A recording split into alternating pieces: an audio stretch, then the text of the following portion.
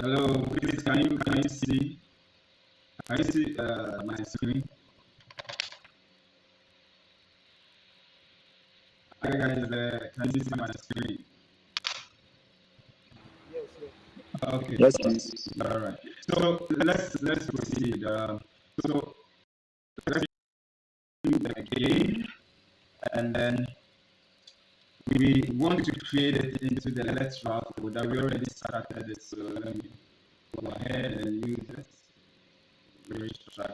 Analyze this. Okay. So I'm going to create these pins. Fortunately, I don't have the pin names.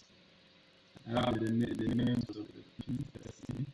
This is just the dimension. Okay, let's see if there is another document that will give us that. This one.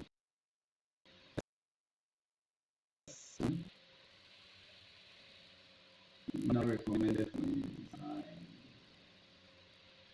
Okay, fine. Alright, so the first thing we have to do, so when we come to, we had about 21 pins, right? So we need to create them in that order. So starting with the first one, to pick a pin, this is it in PCAD, add a pin, and then the first one we're going to put there is a 3.3 volts, so 3V3, the pin number. So let's have an order. We're going to use this as our P1. Okay, this is going to be our P1. So this is the direction we're moving P1 up through that. Okay, so we're moving in the U-turn direction. So that will be P1. And this is a power input. So this is saying that every pin has an electrical type. That in keypad, it's very important to set these things so that you don't have DRCL. So this is the power input. Okay, yeah, we leave it as a line. So what we are doing right now, we are, oh, and always make sure your grade is on 50 mils, okay? When you are designing libraries, make sure to set it, you can right click on grade properties, and make sure that your current grade is on 50 mils. Very, very important, okay? Alright, let's continue. The next pin is it's labeled 0, so we also need to put a 0 there. Now, take note that the pin name doesn't even carry much weight like the pin number, okay? So take note of that. So, okay, let's put the name 0 on, and let us, that is what we have here.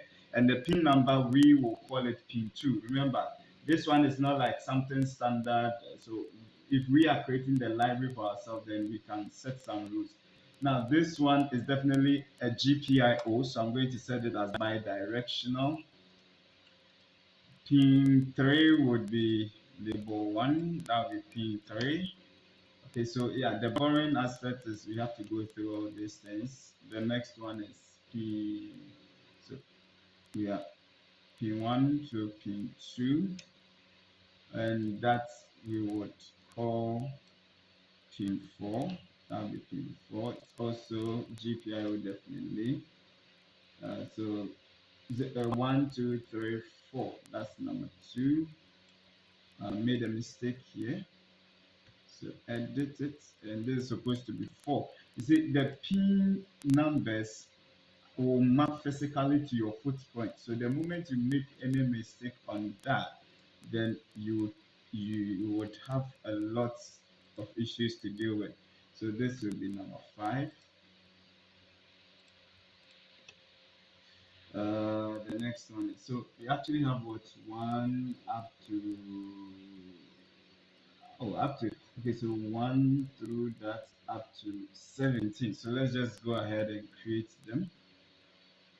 So 5, so label is 3, label, so this will be 4, and that will be P6. So please be following so that in case I make any mistake, you can draw my attention.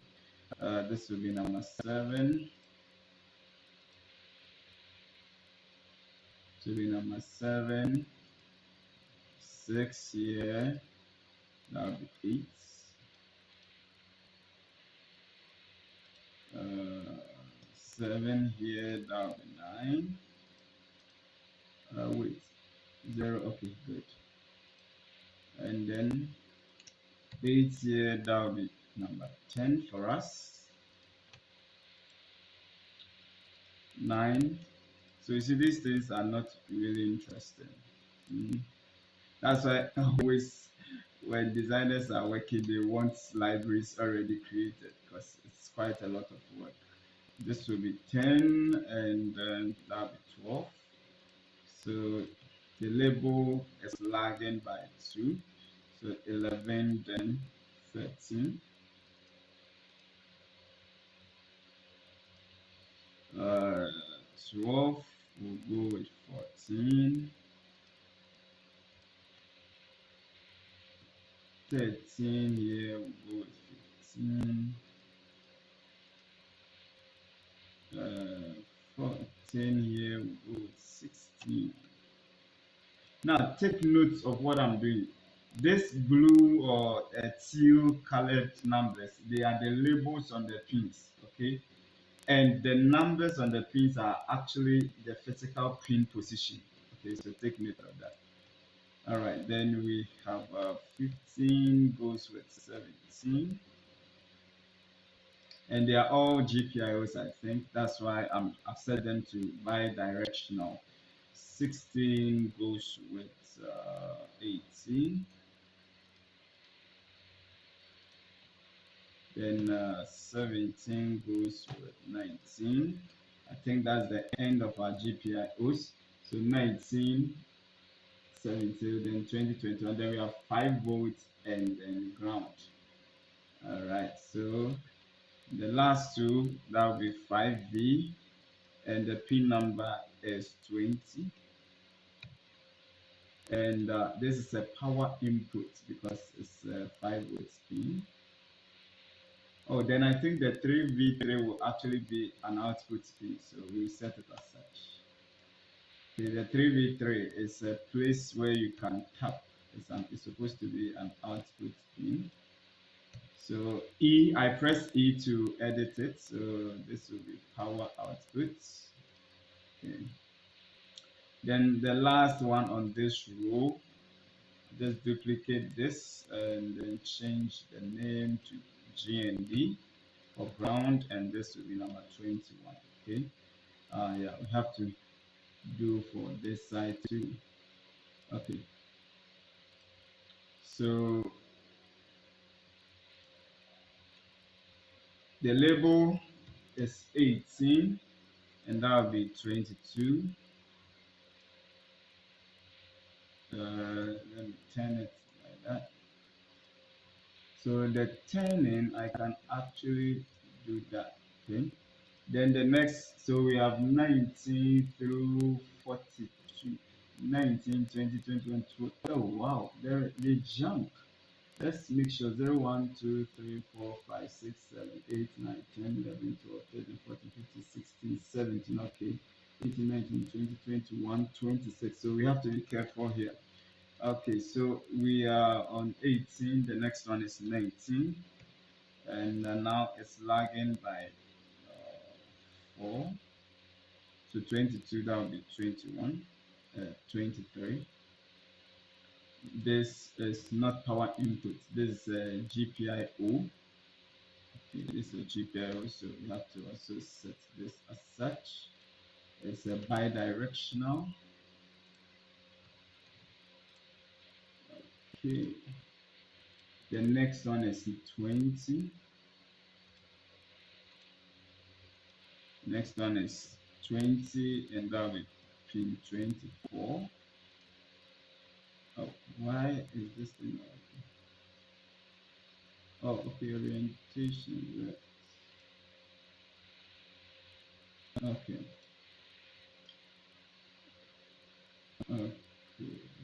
Okay, all right. Then the next one is 21, pin 21. And the pin number, that will be 25. 25.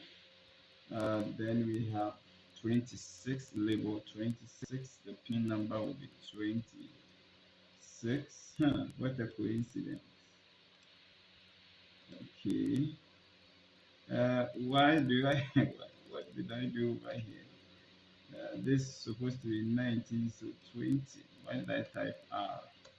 Okay. Then 20. The next one from 26 go to 33, which will be 27. 27. Also bi-directional. Then from 33, yeah, 33 we go to 34, and that will be 28. Also bi-directional. From 34 to 35, that will be 29. Also bi-directional. Then we have 36, 36, 30. Then we have 37, 31. Then we have 38, 32. Next, 39. That will be 33. And then we go to 40. That will be 34. 41. 41. That will be 35.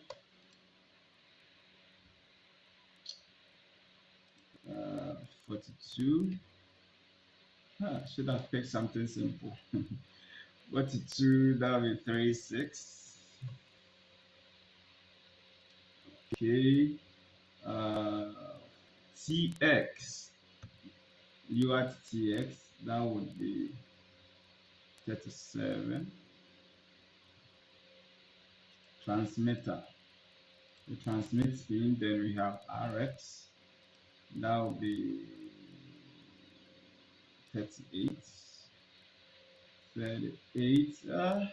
They can, I think they, no, this ones, they can't use them for GPIO, but I'll still just leave them on bi-directional.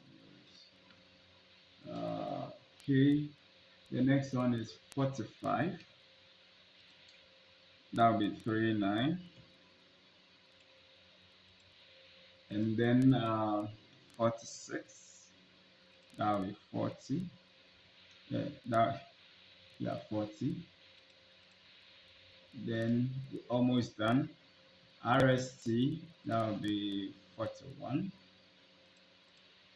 And finally, we have another ground, which is 42. Okay, so thank God we are done. Okay, all right, so now let's continue with the footprint. So I'm gonna bring up that. Okay, let me bring this closer, zoom in. Okay, so select this, press E, and I'll set the width to 0.3 mm. I want it a bit thicker. I click on it, properties, fill with background color to give me that yellowish thing. Okay, so usually I want to keep all my grounds at one point, so I'll put this ground here. There is another ground here, which I will keep over here. And my sources, so there is a 5 volts. I like to put it here, and there is also a 3.3 volts, which I would also keep here. There is a reset pin. Yeah, reset pin. I would want this guy to be very close, somewhere here. And then RX and TX special pins. I will put them somewhere here. Put them somewhere here. Oh, just put them up. Special pins. So, up over here. Okay. So now the rest, I'm just going to these are all on this side and these guys are on that side. So yes, we have more space in here. So keep these guys here and probably bring this a little bit down and move my power. Oh, I actually labeled the ground as bi-directional. Let's quickly fix that. Okay, so edit, press E, change this to power input. So not the bi-directional pin. Alright, then these guys here, I'll move all of them here. Yeah, so I think I can actually close this a little bit.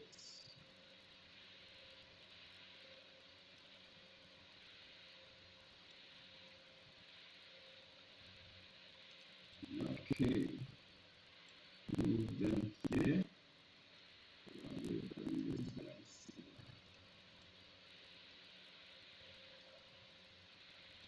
Okay. Alright, it's okay. I mean, sometimes if you look in the data sheet, they have some logical arrangement of the piece. You can always use that as a guide. In this case, we are just dealing with a board emoji, so let's not worry too much about it. Okay, so technically we are done with the schematic, and what then I like to do is to put the label to ESP32S Devkit.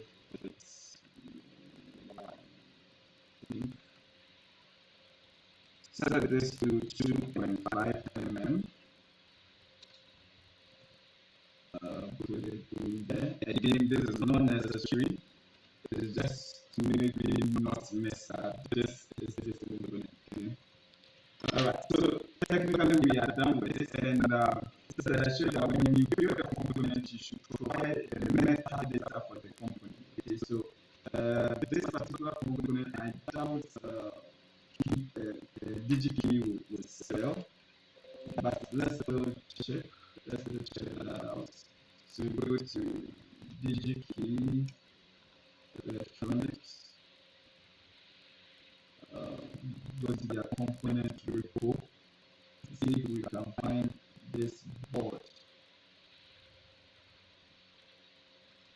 Okay, so that'll be ESP32S Devkit. Okay.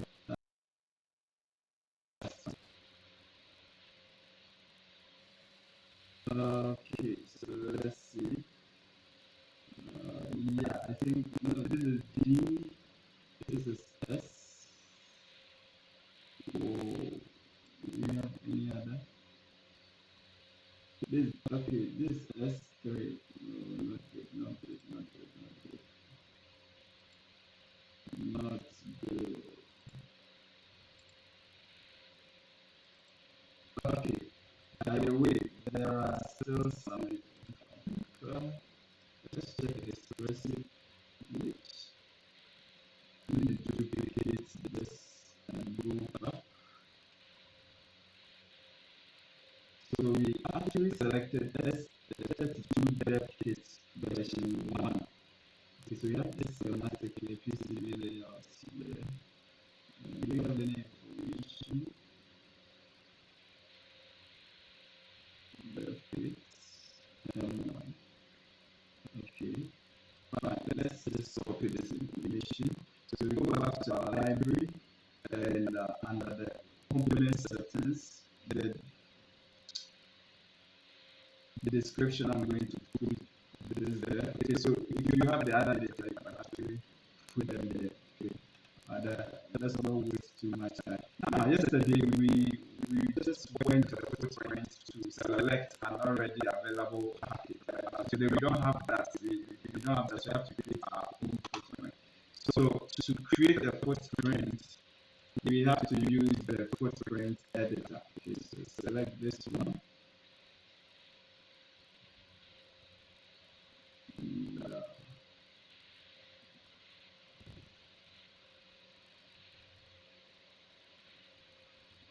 So it's loading, you can't see, it's actually loading.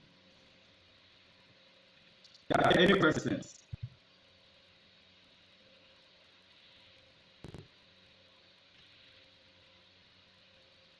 Please, any questions? Any questions?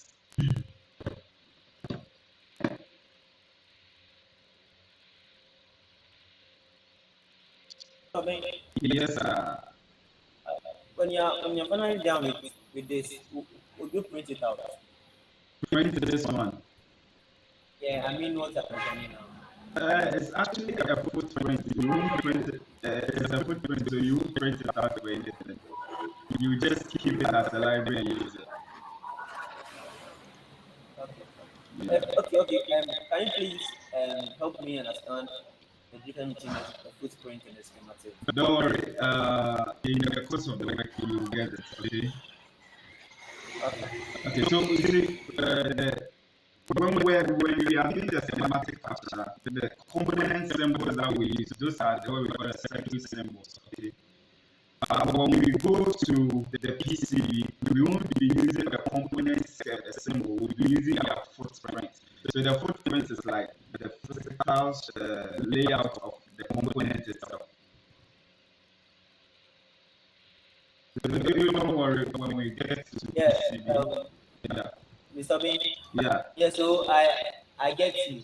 So you are saying the footprint will just like a layout for the for where the components will be placed. Okay. Exactly. So if you are designing our own footprint, that's the ESP. And but then it seems we are not following a particular standard. How will we know the actual ESP will fit on that? Okay, so there is actually no standard for this ESP board, okay? Because it is not made, it was actually made for all these projects. You put something you push on a PCB and you go your way. You put it a breadboard or something, but we want to use it on a PCB. That's why we are trying to design a footprint for it, okay? So there is nothing like, oh, this standard, this is how you should follow it.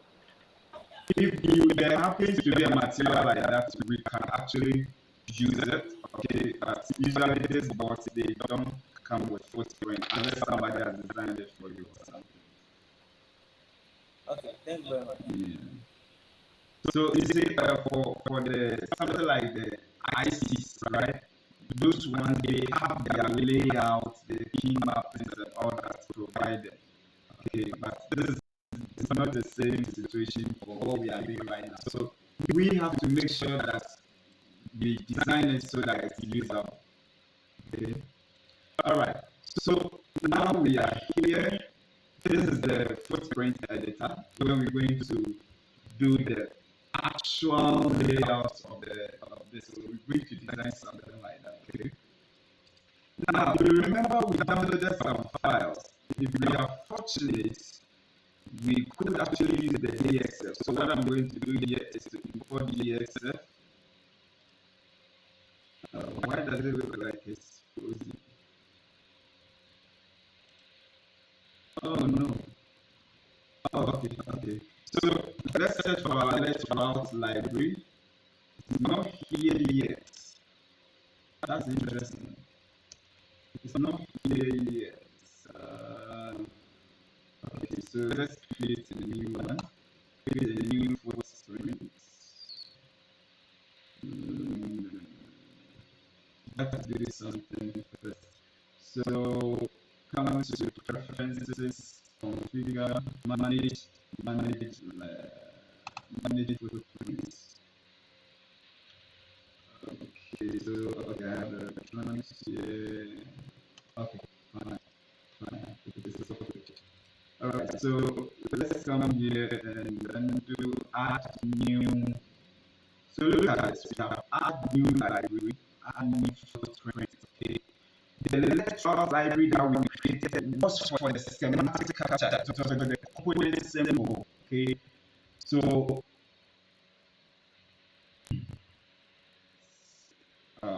so let's create a new library that's going to be for this project, and then we will call it keycard. Let me take it in the keycard here. Let's route. Okay, keycard. the library. Okay, so I'll call this let's route. Okay, so you see that we have the let's route keycard underscore symbol. So that's the library for the symbol. Okay, but now we have to create one for the footprint, which has extension .pretty. Okay, so say that, and then yeah. So now if we search for let's route, is there? Okay, so this is the library. Now we add footprint to the library. Is that okay? So let's add, and we call this that's ESP32S Devkit, and then yeah. So let's see if we can import the thing we downloaded. So import graphics and locate our DXF file. Save it and this place. I'm just screen that was that. And if it is a DXF file, I would like to keep it not on my sales screen. I would like to public user drawings. Yeah. Oops. This is it. This is a different component. This is a different thing. Okay. So if it was, we could have just okay. Let me check something. From here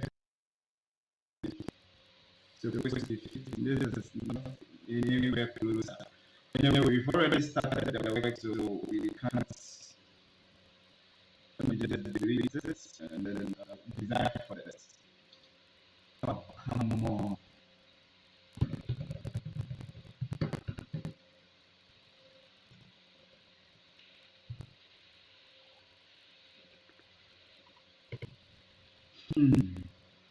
Yeah, any questions, please?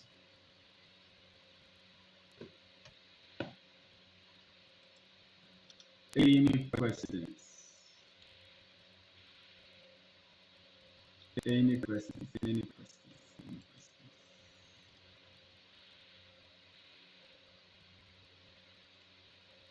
Okay, so now that our DXF didn't work, if the DXF had worked, we'd have used it as a means of checking out what we've done, what we are trying to do. So now we have to go by this diagram. So you see, the length of the entire board is 54. But what we brought was also 54. Or it was also 54. Actually, let me try it again. But it's like what we brought was right.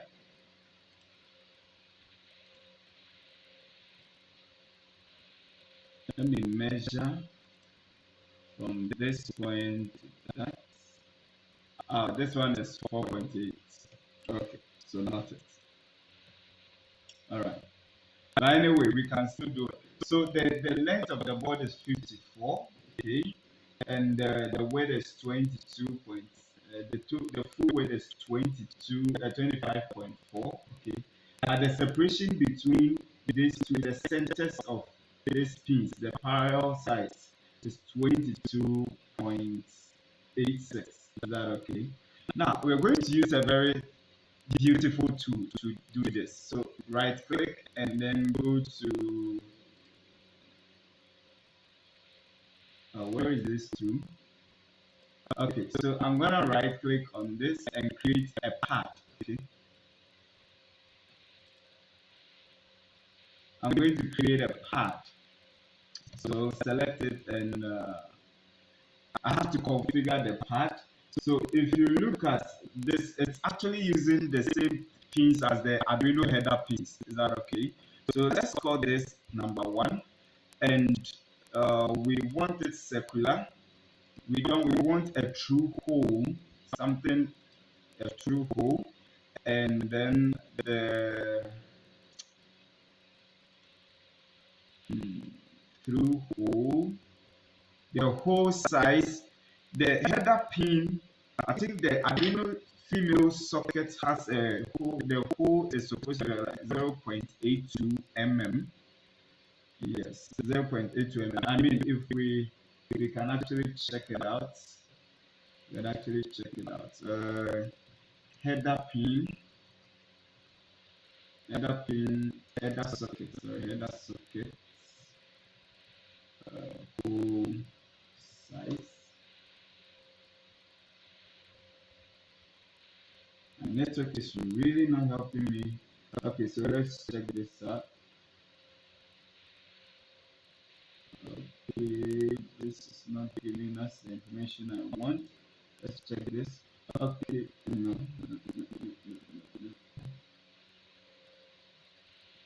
There is a value for that. Oh, come on.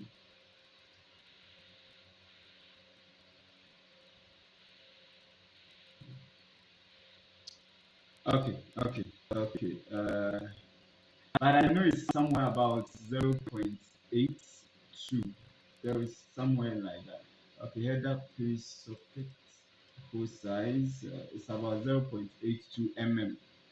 0.82 mm. Okay. Okay. Let's see. This could be of help. Okay, so the pitch is the distance from the center of one pin to another. The pitch is 2.54. Good, and you can see that. Look at this. So the pin itself is having should I say a diameter or whatever is 0.65. Is that okay? So if we even keep the hole to be 0.82, that is still okay. It can fit perfectly. Okay, so let's do that. Let's do that. All right. So 0.82, that will be the hole size. That should actually be this. The 0.82 should be this.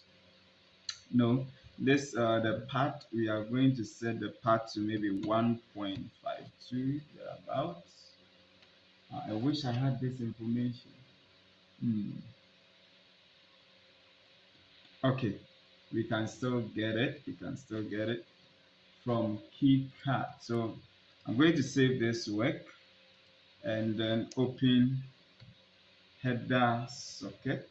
Okay, all right, header socket. I'll just take the measurement on one of them. So we are looking for pitch of 2 point. So that is the P, okay, the pitch. So you scroll to 2.54. 2.54.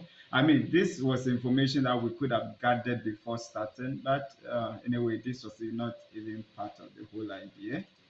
All right, so here is what I'm looking for. Okay, so we can measure this. The full thing, yeah, 1.7 outer diameter, and let me see. Let me zoom in. Well, okay, so they used 1 for the inner diameter, so 1.7 versus 1, which I think is okay. So now let's go back to let's routes and then bring this up. Okay, so now we know what we have to do. Right, so let's deal with our pins again and edit.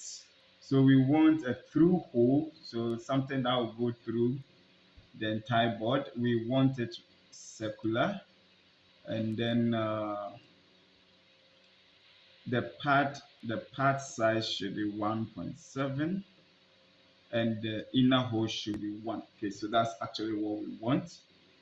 Okay, and we want it to go through all the layers, so you make sure you select this. Okay, all right, so now we have this. So instead of doing this one after the other, I can right click and go to edit. Sorry, I right click and go to is here, create special tools. Okay, so under special tools I'll go to create array. Okay, so this dialog box will pop up. I'm going to enter this information. Now you can see that we have horizontal count and vertical count. So the horizontal count is how many pins should be on the horizontal, and we know that it's supposed to be what, 2, right? Vertical count is supposed to be 21. There are 21 pins on the vertical. Now, what is the horizontal spacing? So the horizontal spacing is what we have here. From one pin to the other is 22.86. So we put it in there, 22.86. That should be the horizontal spacing. And then the vertical spacing, this has to be the pitch, okay, which is specified as 2.54. And once I hit OK, this is automatically going to generate for me and I don't have to stress about it. Okay, so it so happens that doing it for the for the footprint is quite simpler compared to doing it for. Okay, but now you can see that it's actually labeled it not according to how we did ours, right? You can see here pin 1, pin 2, pin 3, pin 4, but that's not how we did it. Fortunately, there is also a tool to easily do that. There's also a tool to easily do that. Now, if you look at this guy, so you can see that the first pins all are square in nature. So I can hit on edit, and instead of circular, select rectangular, and let's do the same thing for this guy. Instead of circular, rectangular. Okay, all right. Then to renumber the tools, we have this here. uh, yeah, I think select and go to renumber parts, right? So it will, if you are using some other naming conventions other than numbers, you can add a prefix. So this is the first part number. Where should it start from? So we are starting from 1. Okay. So now all I have to do, click on 1, 2, 2, 3, 4. Okay. So all I have to do is to click on it, and then labeling just go. So you see, now we have to arrange it such that it matches with what we did in the schematic. And remember, in the schematic, this is the order we assigned numbers to our component. Oops, oops, oops, oops. I just made a mistake. All right. So what I'm going to do is double click to commit what I've done so far. So the mistake started from here, 33. Okay, so I'm going to right click on it, select, and this time I'm going to start from 34.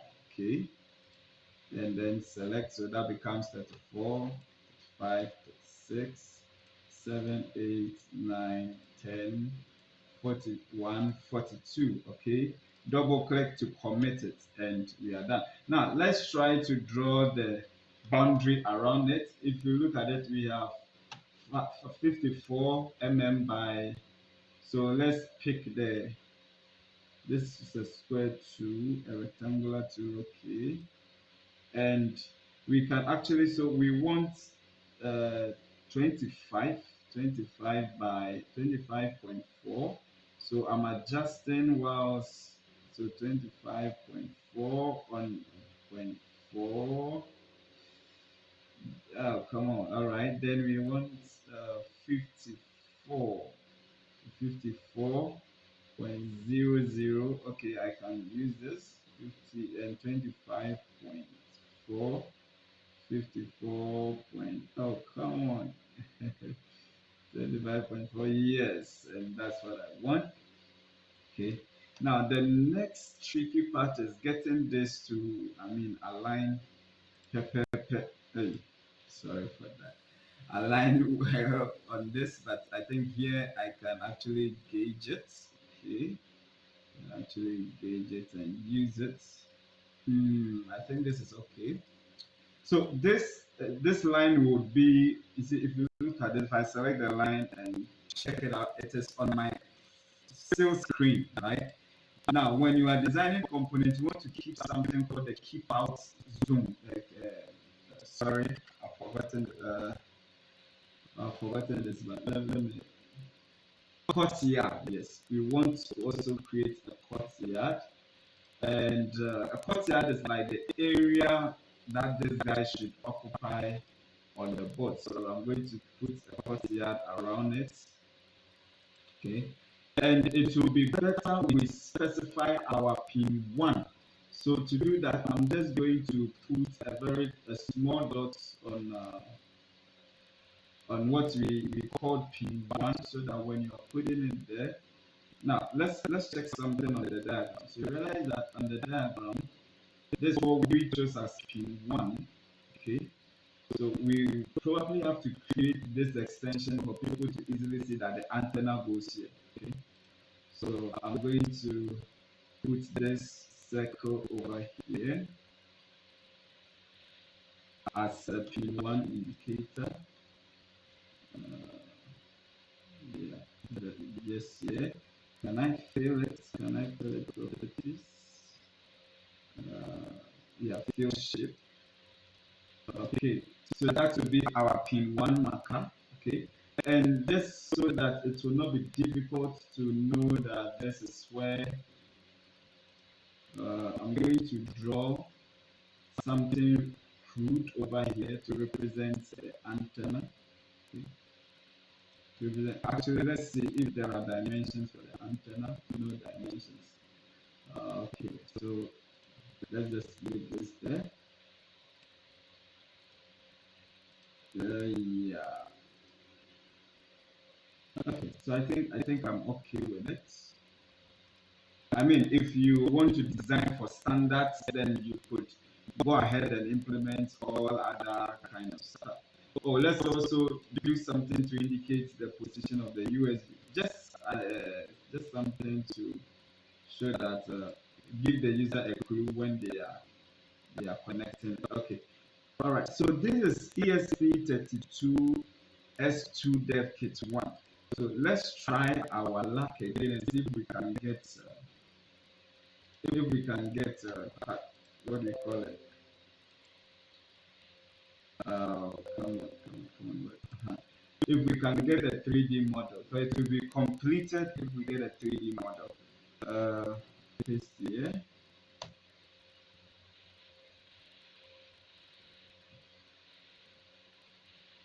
I doubt.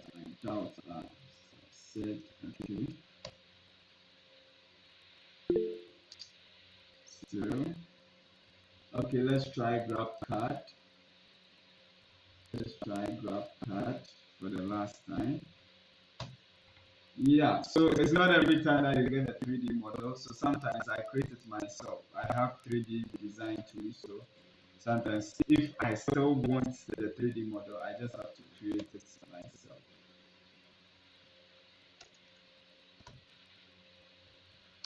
So it looks like we are not getting a 3D model. These are the only things there. Then we can try one last thing. 3D model.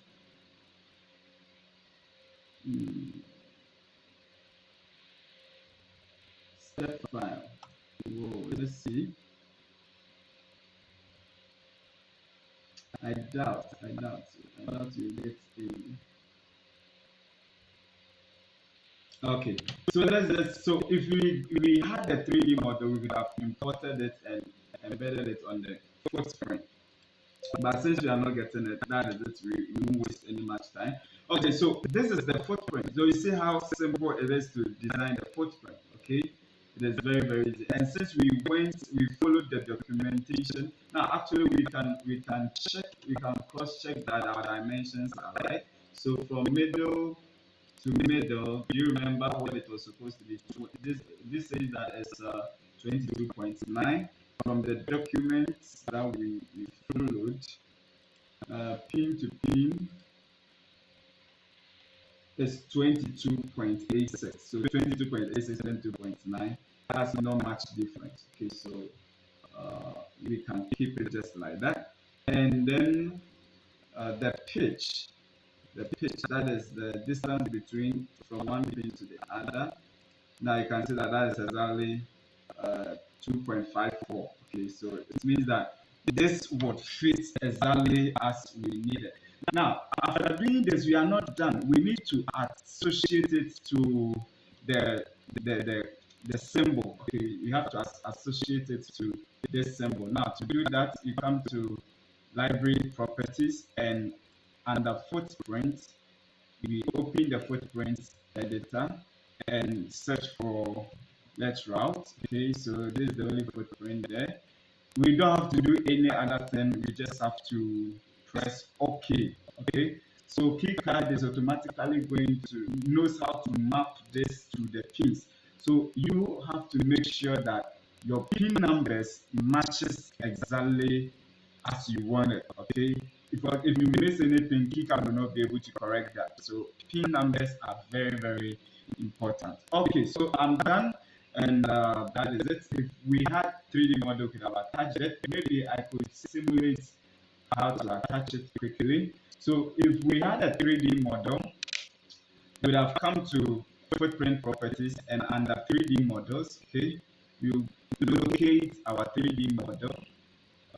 So ours was placed here in the left out folder, keycard 3D model. Okay, so we brought up this 3D model.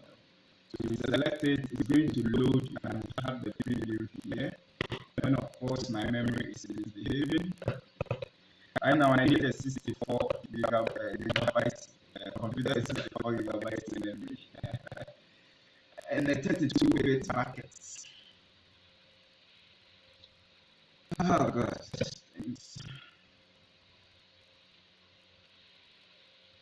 Oh, come on.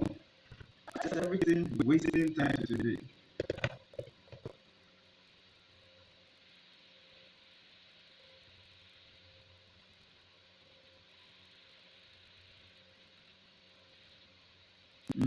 Yes, any questions? Any questions?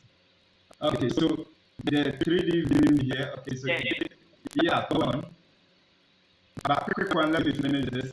So if this was what we're going to use, okay, then wait, I'm coming. Wait, I'm coming. If this was what we're going to use, then I would have just selected OK, and that will bring it here. Okay, so the next thing I'll have to do is to use this thing to adjust it. So you can see that the position is not right, not this, not that. Yes. Then afterwards, I can adjust it, reposition it, and that. Okay. This is not the footprint for it, so we can do that. So I'm gonna delete this, and then we are done. All right. So any questions? Any questions? So we can ask your question now.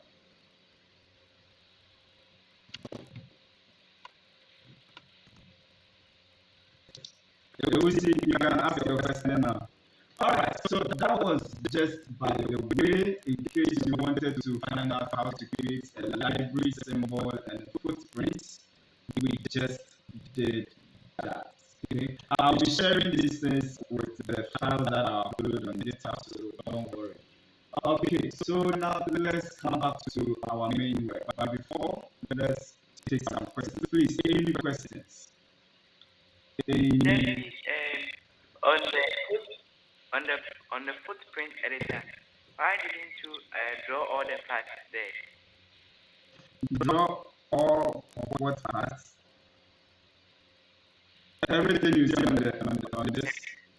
You mean everything you see on the microphone? No, that's not what we do on the footprint. On the footprint, we only need the pins where to connect them to. Nothing else. So, yeah. That's not where you. That's not for us. It's not for us to work. All right. Please, any other question? Any other question? Please, any other questions? Can we continue? Okay, let me just see your faces a bit.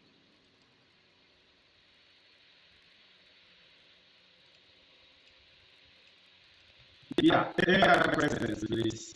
Any other questions? So we're going to continue with our work.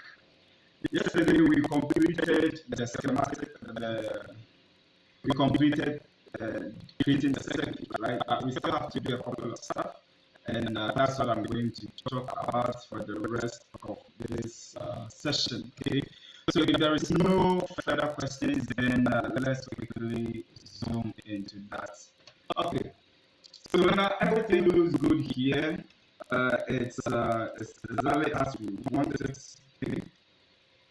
But then, before we can call it done, we need to do something. If you look at the components, for instance, you look at this capacitor, right? You can see that most of them are having this question mark on them, okay? What it means is that we haven't actually assigned a unique reference to it. Now, every component has to be uniquely referenced so that you can work on it in your PC. Okay. To do this, to reference them, you could, if you are not a lazy person like me, you could actually do it one after the other. Okay. Or let's say for some reason you need a certain component to have a certain reference, you can actually double click on it and set that value here. Okay, so if let's say I want this to be 7805 specifically, I can just put that over here. That's, I mean, who does that? So the way you do that when we assign value as unique reference to all of them is called annotation. Okay, so we are going to annotate the component. To annotate the component, you see this same icons over here. This icons over here. Okay? That's from this bar up to this bar. KiCad has actually arranged them in order as you need it. So after creating your schematic, the first one you need is to annotate the schematic. Okay.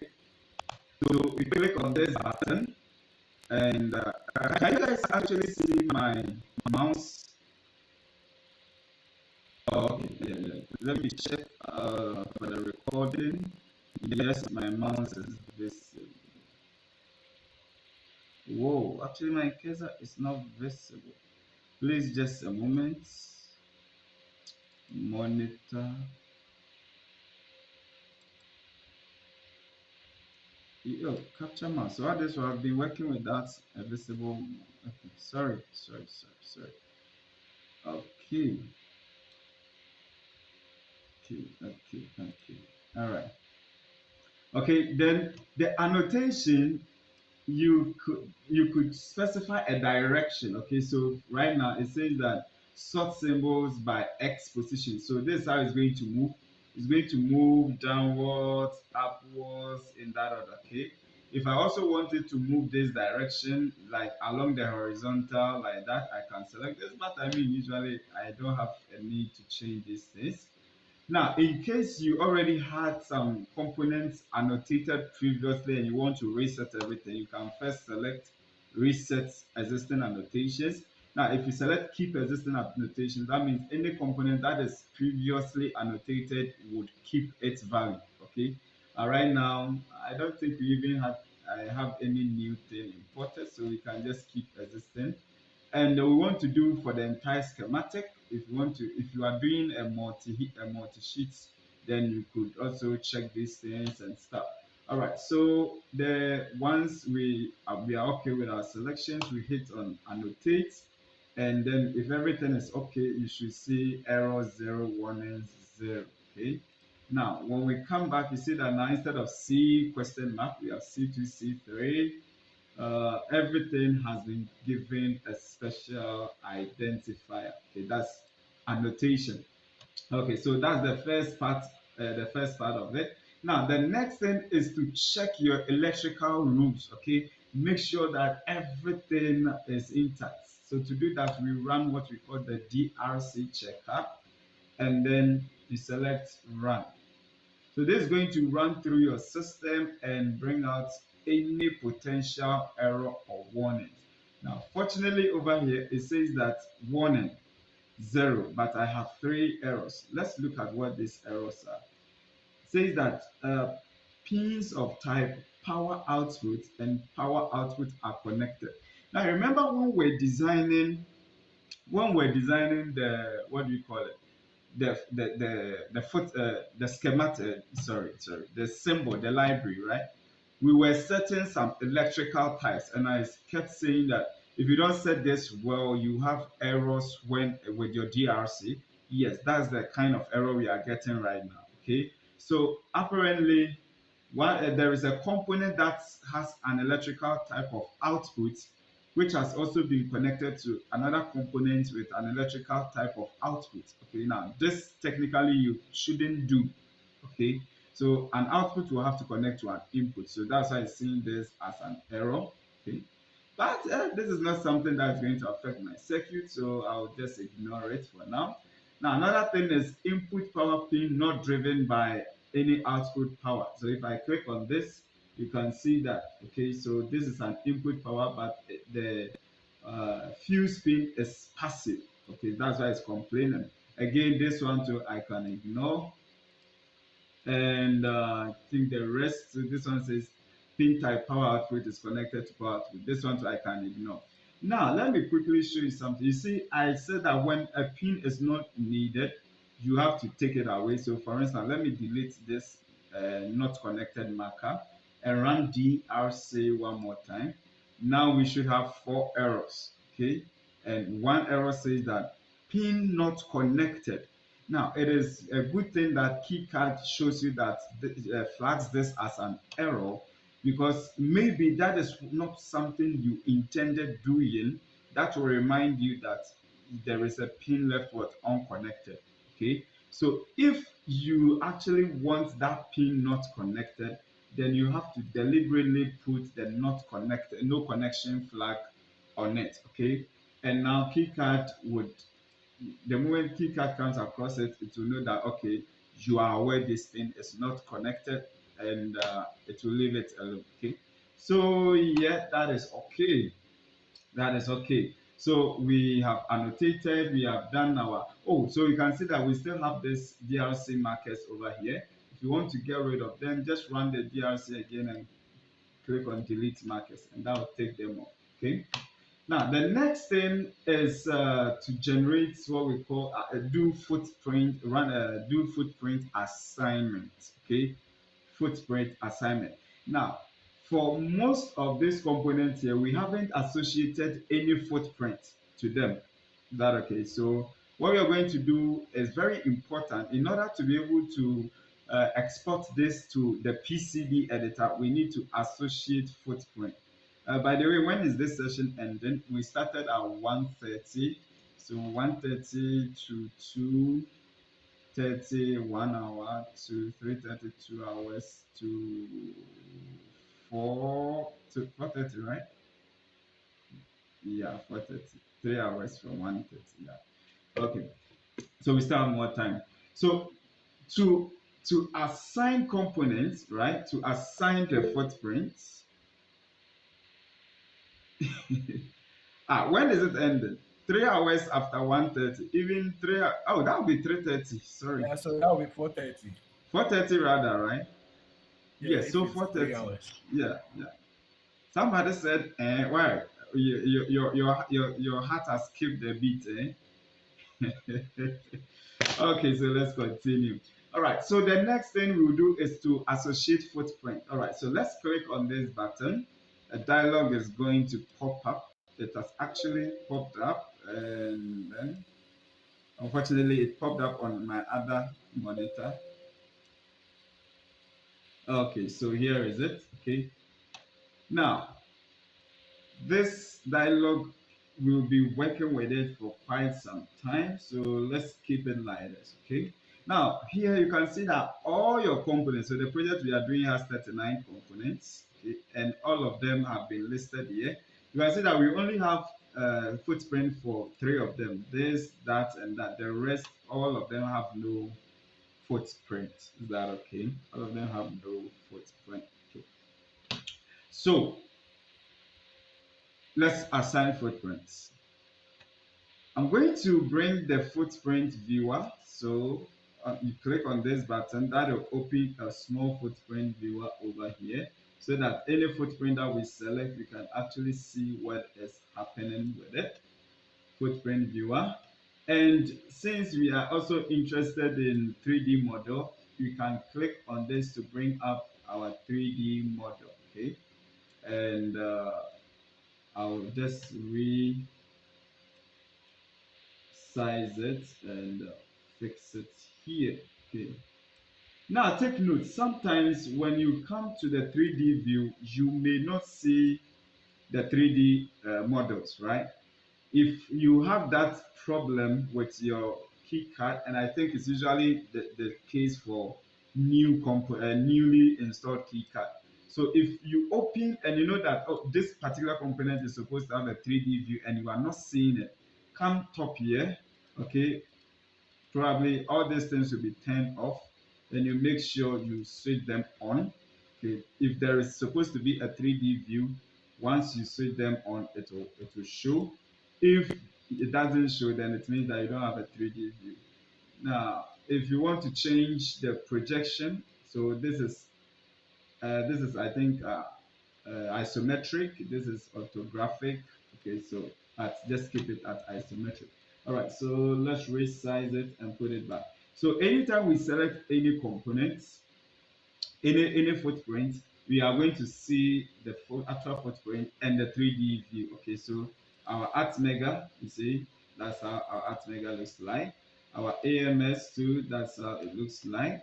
Our FTR, yes, it's a library we created ourselves and we bundled. Okay, all right, so let's start from here.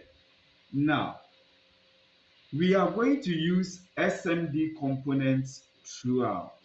Okay, we're going to use SMD components throughout, with the exception of a few stuff. Now, what do we mean by SMD components? In electronics, there are two types of mounting. There are two ways you can mount components on a PCB. Is that okay? Probably let me just pull something from the net.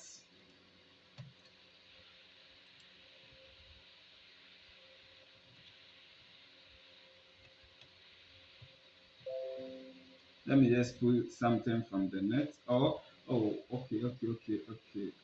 I should have something myself. Now mean I have to close this. Okay, so probably before we do this, let me quickly explain some things to you. Okay, and to do that, I'm going to move out of our project and open a project that I've done already. Probably this.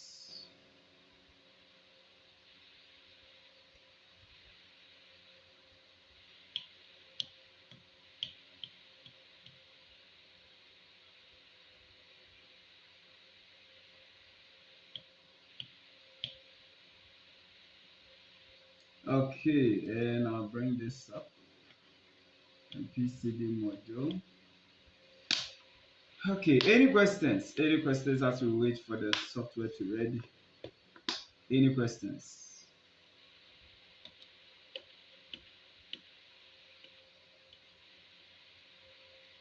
Any questions, please?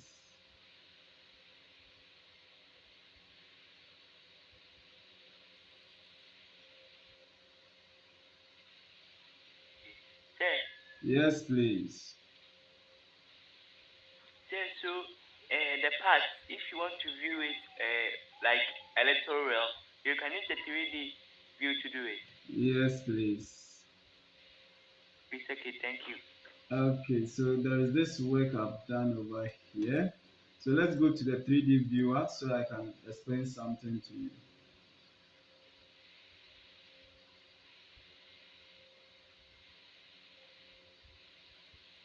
My PC is really taking the heat. Huh.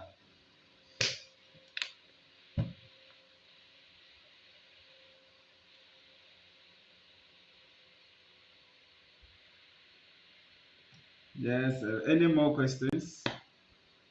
Any more questions?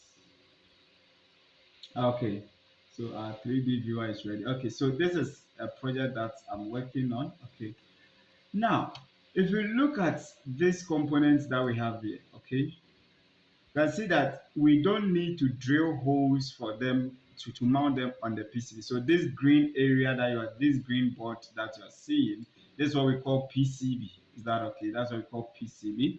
Now you can see that these components here, almost a lot of these components, we didn't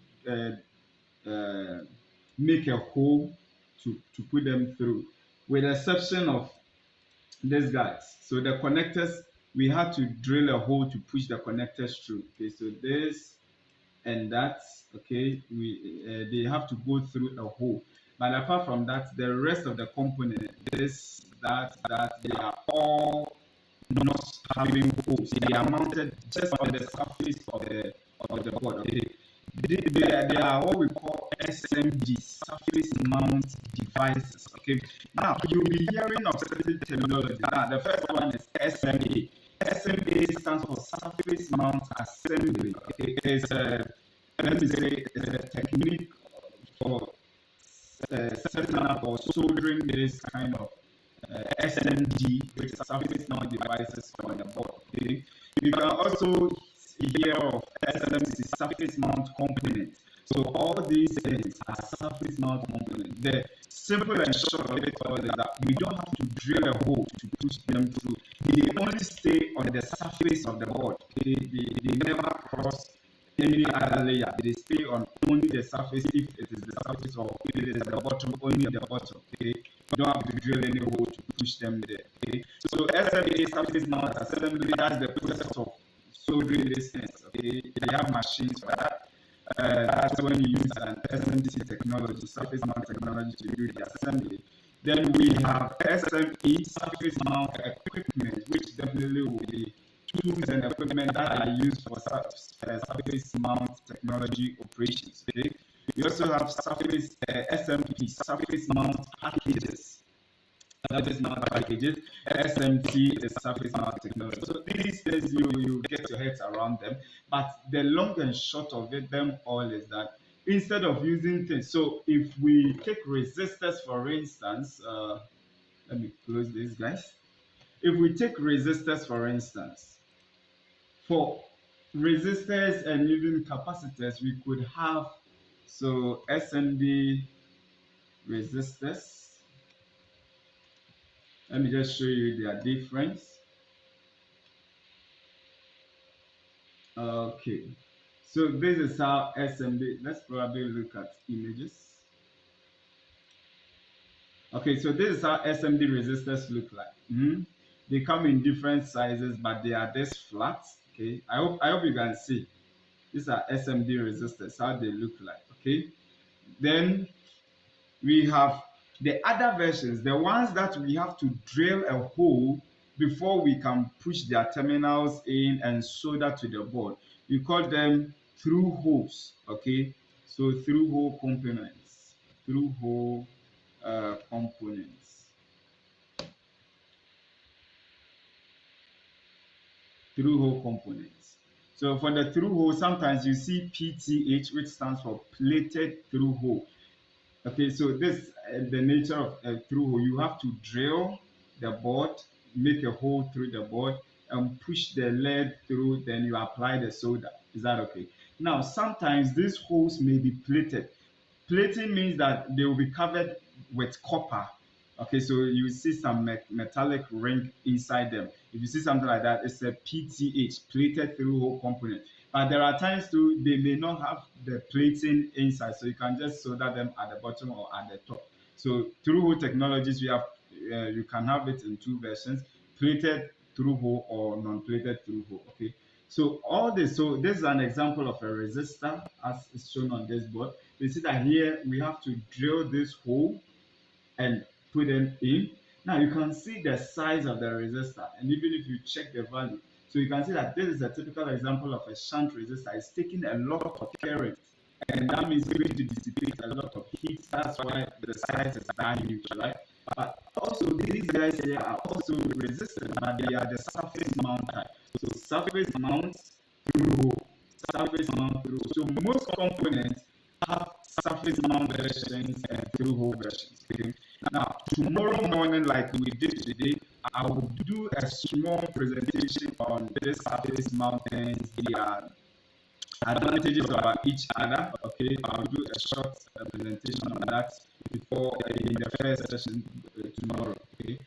Now, the same thing for capacitors. Capacitors, we have through hole versions and we have surface mount versions. Okay, so when I say that in this way we are going to use through hole versions for resistors, capacitors, and other components, it means that we are going to use this kind. That okay, we are going to use this kind. I can see that they are very small, and compared to this side, they occupy less space. And this project space is quite critical, so yeah, they come in very handy. Please, any question on this before we continue? Any questions on this? Any questions on this? Okay, so let's continue. All right, so with this in mind, let's go back to our project and go back to the footprint association or footprint assignments.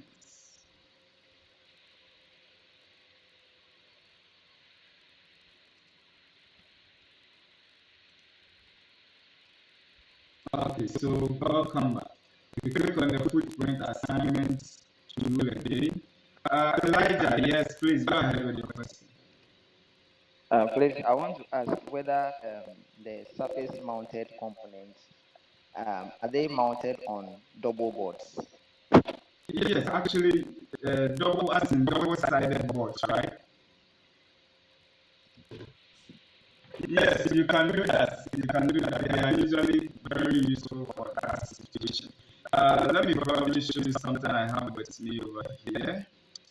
Let me switch the view to. Okay, keep that. Let me show you something I have here.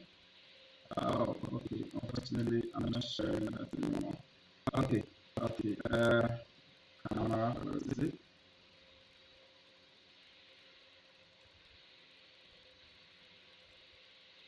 Where is my camera? Okay. Can you see this? Okay, so this is a project I have worked on. Okay, so you can see that for this project, can you guys see? Can you guys see? I'm showing it in my camera. Yeah. Yeah, did you do it yourself? Yes, I built it myself. Okay. Probably let me see if I can get a better view. Stop sharing, and then share window, and let me share.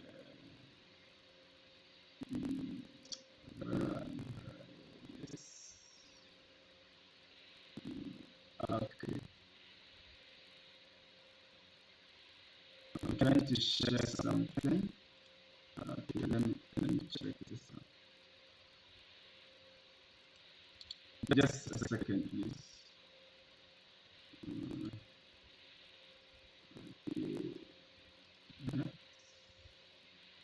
All right. And then over here. So I'm gonna share a window, and then select that.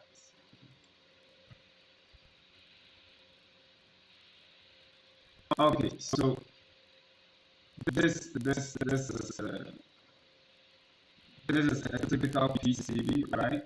I can see that I have some components at this side, and I also have some components at this side. Okay, I don't know.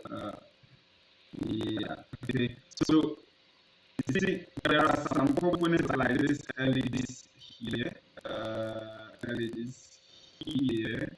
Okay. You have to drill holes for them and then solder them at the back here. Is that okay? So they are the through hole components. Okay? You have to drill the hole through hole. And those that like this GSMIC over here, okay, you don't have to drill any hole for it to go through. It just slips on the top surface like that. Okay. So yes, with three SMDs, it's always easy to mount things on the front and bottom side of the board. Okay. But if you are using through holes, usually through holes restricts you. Though you can still do that, but usually you are quite restricted. Yeah. So any questions? Any questions? Any questions, Elise? Any questions? I want to switch the view from here. Any questions? Okay. I'll take that. Yeah, could you see?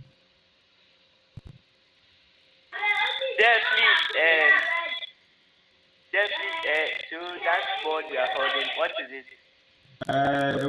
This is not part of our job here, okay? You can talk behind the scene later. Is that okay? So let's do that. We are already behind that. So let's do that. You can talk, I can talk to you about it later, but that's not part of what we are doing over here. Is that okay? So let's talk later. Okay, so yeah, stop sharing and let's go back. Okay, so yeah, that is it. And Now that we understand how these things work, we can actually work with them too. Okay, so welcome back. Welcome back. So all these capacitors, diodes, resistors, we are going to use the SMD versions. Okay, sorry, share my screen. We're going to use the SMD versions. Okay, so let me bring up the 3D view, the footprint view one, and once again resize it over there. Bring up the 3D view one, and also put it over here. Okay. All right. So you see, we want capacitors. These CCC guys are all capacitors.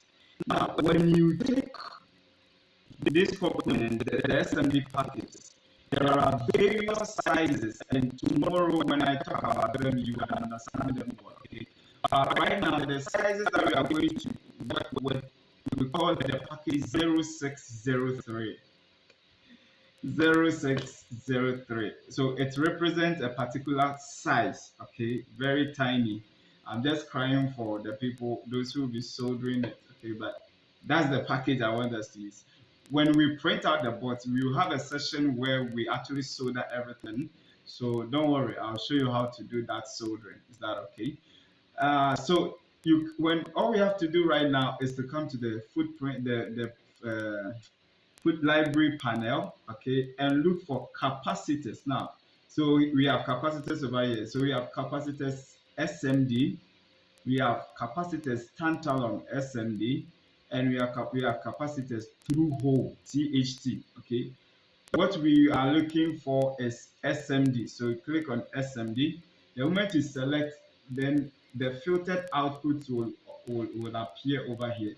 Now, if for some reason you don't have, you want to broaden your filters, you can play with you want to broaden with your search, you can play with these things here. Okay, as I adjust, there's more and more components join. Okay, so now you see that battery holders are almost everything is joining right now. Okay, so by applying these filters, you narrow the search down. Okay, so this is what I'm going to do. I'll click on the first capacitor, and the 100 UF are not parts. They would be assigned an electrolytic footprint, okay? But from this up to this 10 UF, okay, they have to be SMD, and we are actually looking for, so these are the various SMD packages, but we are actually looking for 0603, right? So now I click on it.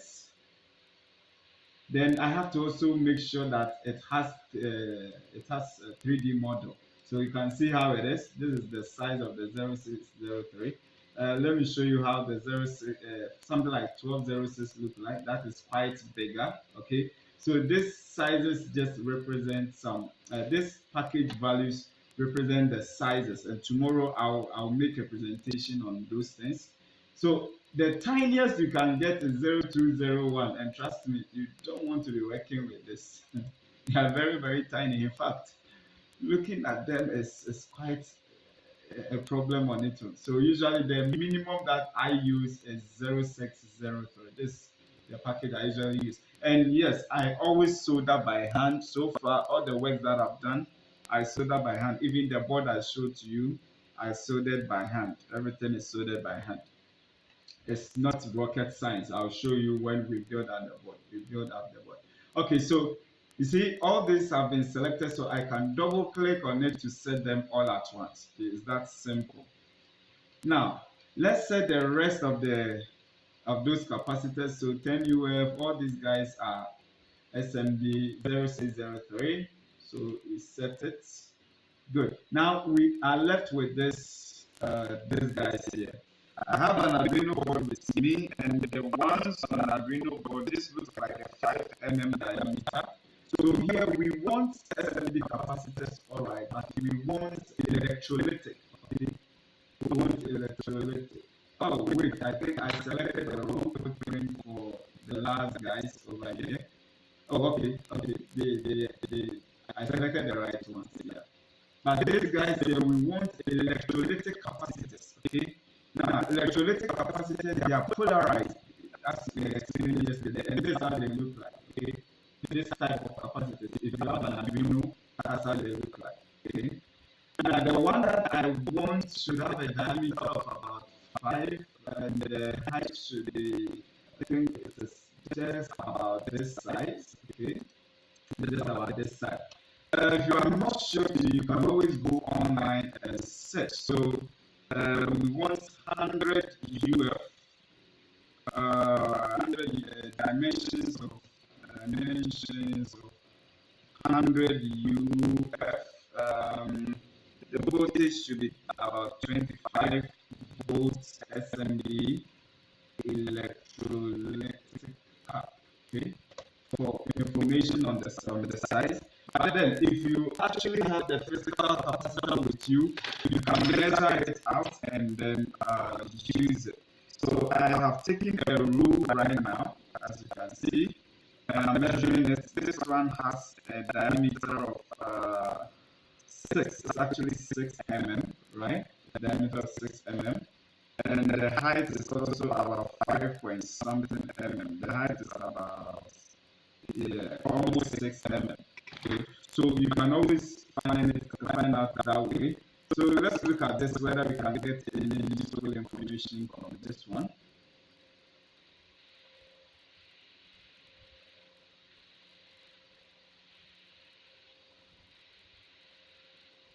Okay, so yes, the capacitance 100, that's what we want. The voltage is 25, that's what we want. SME electrolytic. And this one is 7.1 by 6. Now, the question is can we actually use it? The one on Arduino is 6, I mean 7 and 6, there's no much difference, right? So let's just go with this one. Let's go with this. So that means that is the dimension that we need. The dimension that we need. So one of these things has to be the radius. The radius of the circular thing. Okay. Looking at what we have here. Okay, so we have 7.1 by 6.5 by 7.7. Yeah, okay, specifications. Shipment, okay. 40, this. Okay, other information, nothing. Let's see. Okay, so fine. This one says that 7.1 by 6.5. Let's see if we can get something more. Let's see if we can get something more reliable. Okay, so over here you can see this. Each side has 6.3 by 7.7. Okay, so definitely if we pick anything within the 6.3, that should work well for the package that we want. Okay, so let's go back to the keycard, and then if I do this, I'll have so much work to do. Let me rather minimize it. So instead of 5, let's select 6.3 by that. Okay, maybe 6.3 by 5. Yeah, this looks like it. Alright, so we select both of them. Now, assuming, like for instance, I set this, the footprint for this one, I can actually copy it and paste it for this one, like that. Okay. Alright, then this one and 58 for 20, these are shortcut diodes that we want to use. So now we have to change and look for diodes. Okay, now the next two we have the SMD and through-hole versions. So what we want right now is SMD. I mean, we have through-hole versions of this particular component. Okay, so look at how the through-hole versions of the diode looks like. Okay, this I have to drill a hole, but we want the SMD version. And fortunately, I've actually been working with this. The SMD version, the package is called DSMA. Okay. DSMA, and that is how it looks like. So I will ticket for this one too. All right. Now this is power. What did we actually label as power? D4 and D5. What did we label as power?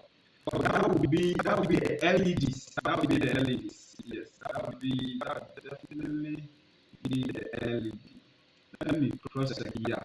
So actually, this one, let's give it a different label. So this is actually LED 13. LED 13. Okay, it's actually LED 13. All right. Now minimize this. Minimize that to 4. Okay, let's bring back power. Okay, so these are diode LEDs, to be specific. All these three are LEDs. And for the LEDs, we will use the 0805 packages. Again, tomorrow morning, I'm going to make a presentation of the packages, so don't worry about it. So we have to set for LEDs, and again, LEDs, we have True and SMT. So the True version, this is how they look like. Okay. The True version, oh, what is happening? The True version, this is how they look like. I have to drill a hole and put them in. We have different sizes, different sizes and different orientations. Okay, that's not what we want to use in our work, so I'll delete it. And then select all these 4 at once and go to LED SMD. I'm looking for 0805 package. Okay, that's how it looks like. Okay. Selected. Now, you remember our fuse? Yesterday we talked about a poly reset fuse. Okay, so we have to. We have poly resets. I don't know. It will be under fuse. So we come to fuses here, and then select fuses. Now you can see that we are not getting anything to pop up. Let's give it some time. Sometimes it takes a little while to load. Okay. It looks like nothing. So what you can do is start playing with the filters. Is that okay? Probably because the name that we have set on it doesn't match anything. When we set all the filters, that we can, losing the filtering. Okay. But at this point, we actually have to go online to look for a component, one that will actually fit. Is that okay? So I'll go to AliExpress. Okay, since we're using DigiKey Cloud, let's go to DigiKey. Let's go to digikey.com. We could also set from AliExpress anyway. But I like the way DigiKey gives very detailed information, so let's go there. Alright, we are looking for polyfuse. Okay, so if I type polyfuse, and I'm lucky, somebody should help. Next, polyfuse.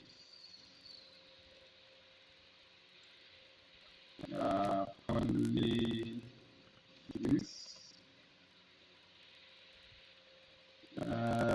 Okay, so you can see that PTC resettable fuses. Is that okay? Exactly what we want. So select it and look at the best. So we want something that would be dealing with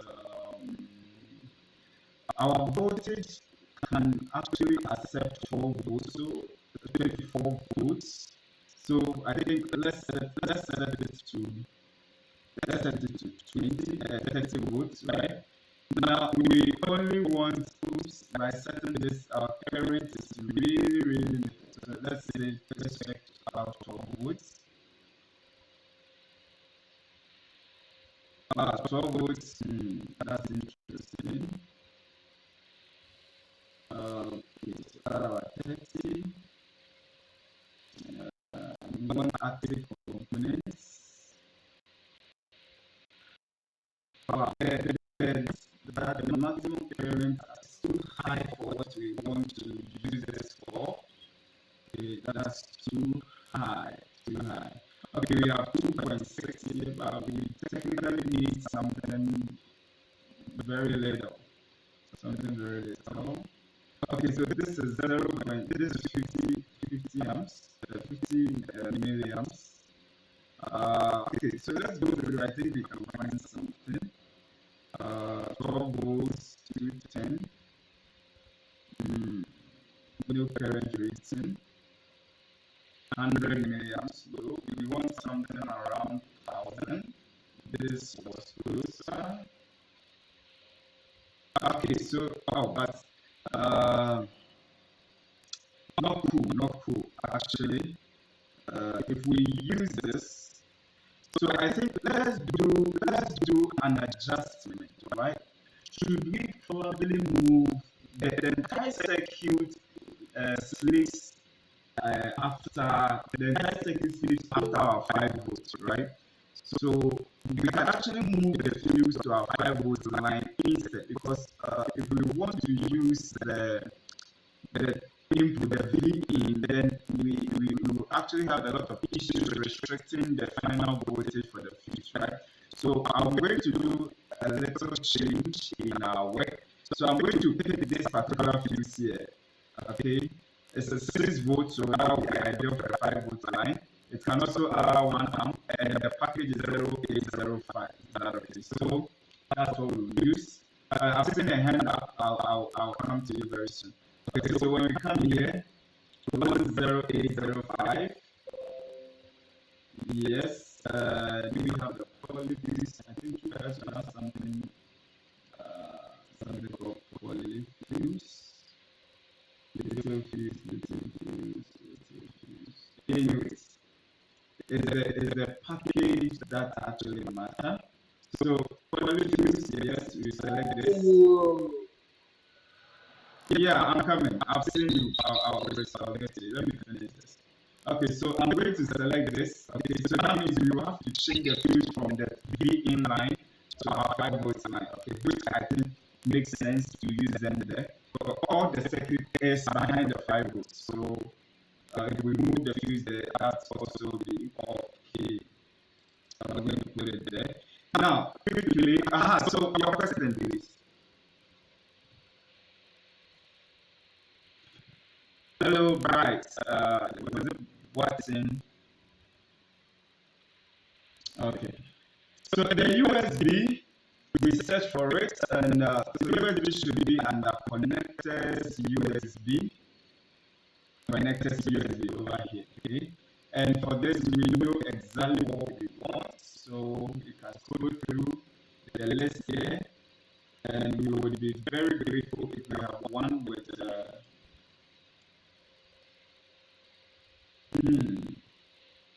Fortunately, we may not be lucky. I think this is the USB that we want, okay? But there is no 3D model. Is that okay? There is no 3D model. I will still use it. But let me be sure, yeah, these things are on. It just doesn't have a 3D model. Okay? No problem. We will attach a 3D model to it. So this is actually what we want. Let's go through and look at that of that video. Okay, so that of that video is just by it. So I think that should be this. Let's look at this USB type B. USB type B. And the pin mounting is very important. Okay? The pin mounting is very important. So this is a type B. The pin mounting is 1, 2, 3, 4. Okay, let's check. 1, 2, 3, 4. Okay, so it seems they all have the same direction. Okay, 1, 2, 3, 4. Alright. So let's go with the Amphenol. Oh, this one has some extension. That's what we want. So technically, I think this is what we would want to use. Let's check this. They are basically the same thing. Venus version. They are basically the same thing. So let's just go with this. So I'll show you how to attach a 3D model for this. Then the AVR ICSP header, yesterday we talked a lot about it. Okay, it's actually a header pin and the one we want is the one with a pitch of 2.53. Okay? So let's bring it up. Wait for it to filter. Of course, it's not coming, it's not showing up. That means there is something wrong. Now, what we need is a 2 by 3. Okay, so a 2 by 3. Now, we don't want this, we want something vertical, something like this. So we can actually choose this one. We need this one. Now, the power port. So these things are all header pins. Okay, so right now, so power port. Power port is actually supposed to, let me minimize this. Power port is supposed, I think it's supposed to be our DC barrel. Yeah, the power port is the DC barrel. So let's assign the DC barrel. Bring that up, that, and that. So the DC barrel connectors, DC barrel. Connectors, they are barrel jack. Let's see. Yeah, so again, we have something here, but we don't have a footprint, so we will have to assign a footprint ourselves, a 3D model ourselves. Now, all these guys here are connector pins, okay, so header pins, sorry. So we come to header pin socket. We want the female version. So the female versions are called socket. So that will be this. And we want something vertical. So loading. Let me move this apart. We want a vertical connector. Yes. The next one too, we want something vertical. Yes. The next one too, we want something vertical. Yes. Now we get to the resistor zones. Okay. You can be applying and saving your work just to make sure you don't lose everything in case. Alright, so for the resistors, we are also going to use the same 06003 packet SMD version. So we scroll down to the resistor side and look for resistors SMD. We are looking for 0603, which is this. And fortunately, we have what do you call it? We have a 3D model, so select everything. Now, this resistor here, this reset button here is a push button. So we come to buttons. Now, here we want SMD. Okay? We want SMD. We want two versions. You can come there and check them out. Okay, so this. If you want this kind of buttons for your work, that they are all two whole versions, so you can check them out. Okay, and some of them do have these ones. They are 6 by 6 mm, but we want the surface mount version. And there is a particular button that I want to use. I've forgotten its name, but when I see it, it looks something like this. When I see it, I will see it. Okay. So it's just a matter of going through until we find what I want to use looks like this. Good. But no, this one is too big. Actually, something closer to what this one Arduino. We could use this one, but it's too different from what we have on Arduino. Yep.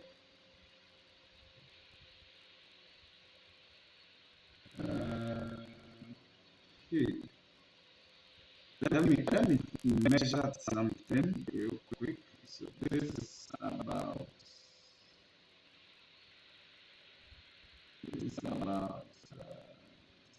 6 mm by 6 mm. Oh, okay. So the Arduino's button is also 6 mm by 6 mm.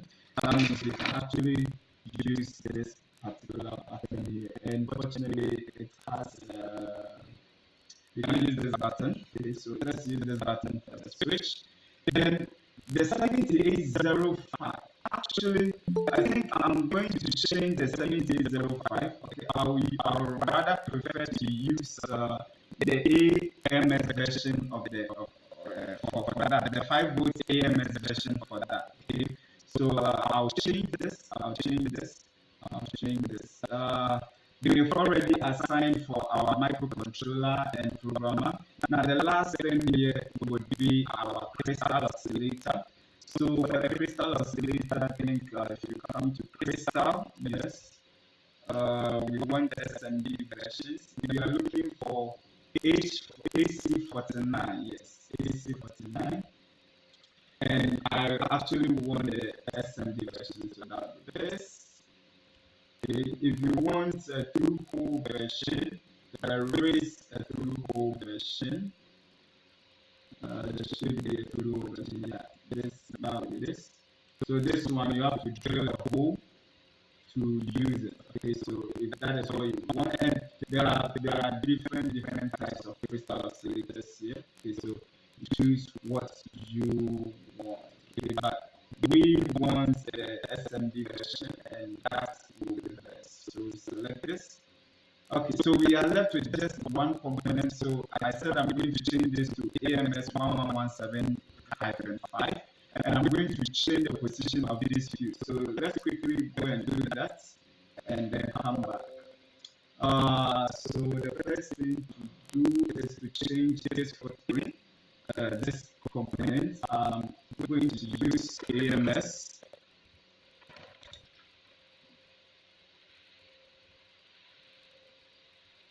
Okay. So I think they even have the same thing. AMS 1117 5 volts. Okay, they have a 5 volt version. Come on. Oh yeah, AMS 1117. I want the 5 volt version, so that's it. That's this one. It allows just one occurring. So the disadvantage is that now if we reduce the previous one would allow 1.5, this one could do just one, which is okay in any ways. So put that here. And you see, I have changed the component. That means I need to annotate. That okay? So I have to come back to annotation, and this time I don't want to reset my annotation. I want all the other components to keep their references. I just want the new ones to be updated. So when I click on annotate, see that it is only that component that gets annotated. The rest stays intact. Okay? And if you don't want to use the footprint assignment, you can actually click on the component, press on F to change its what do we call it? Its footprint. Okay, but you can see that it's already bundled up with its footprint. Okay, it's already bundled up with its footprint. That is it, and there is a 3D model for it. I'm bringing it up. Okay, 3D model. It's hiding. Okay, so it has a 3D model, so which is good. So we don't have to even change anything. We keep it. Then the last thing that we will do is move this fuse from this other fuse, sorry. Move this fuse from here to the 5 volt line. So I'm gonna move this, guys, and then drag it. Press G to drag. Okay, drag it more. Press G to drag, and then push this guy here. I don't like how it's going to integrate, so I will drag this guy here. Let me see if I can move this a bit, and that's a bit, so that I have more room for that. Okay, and like I said yesterday, always make sure it has really connected. Okay. So now if I try to do footprint assignment again, everything would be assigned nicely. Everything would be assigned nicely. And yes, right now everything is ready. So ladies and gentlemen, we are ready to route our PCB. Okay.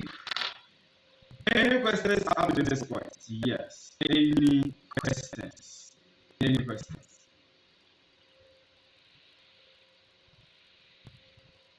Any questions up to this one? Are you guys there? Any questions?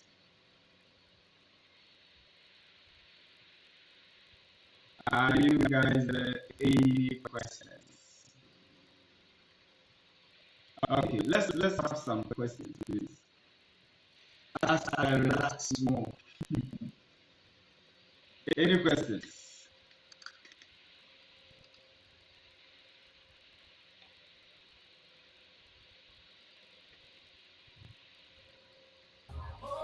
Yeah, so Mr. Ben, Yes, please.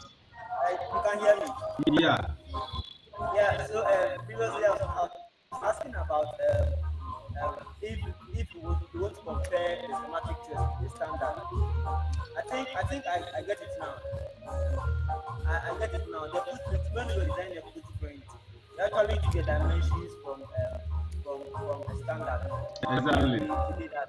Yes, I think I understand now. All right, that's cool. That's cool. Yeah, any other question?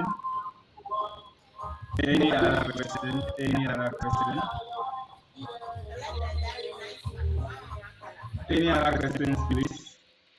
So that's it. That's the schematic. You see, so what the schematic actually does is to give you the schematic is mainly about connectivity. Is that okay?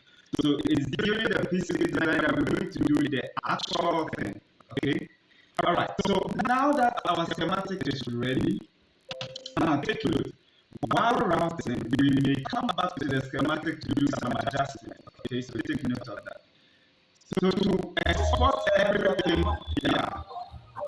I'm sorry for interrupting. Our transient voltage suppressor. Again? We have 6. I'm saying our transient voltage suppressor. Yeah. Yes. Yeah. We have 6 instruments, and we are not using 2 of them. No. So we actually need we only need for one for B bars, one for this guy. So we don't need these two. However, if there is something else in this that we can connect to, we will. But I don't want to do anything like that. So we can leave it like that. Okay, so I was wondering if there's any reason why we didn't use one that just had 3 pins. Really no reason, but the one that I have available, that's it, right? So I don't want to be working with something that I'm not familiar with. Actually, there are single ones that you could connect, right? They look like diodes, you could just connect them, but I prefer using this guy. And it's very cheap too, so.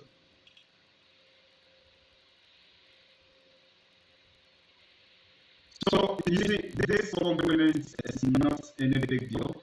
If there are TBS diodes that can handle single lines at a time, or if there is any other that can handle just 3 that we are using, you can actually go ahead and use it. Okay.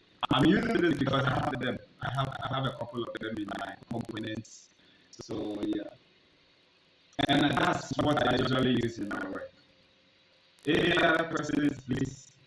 We are going to move from schematic to PCB, and definitely we will be doing that in the third session for today.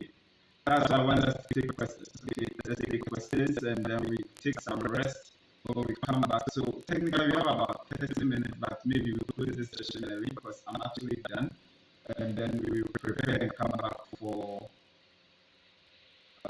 the evening session. Yeah. So any questions? Okay.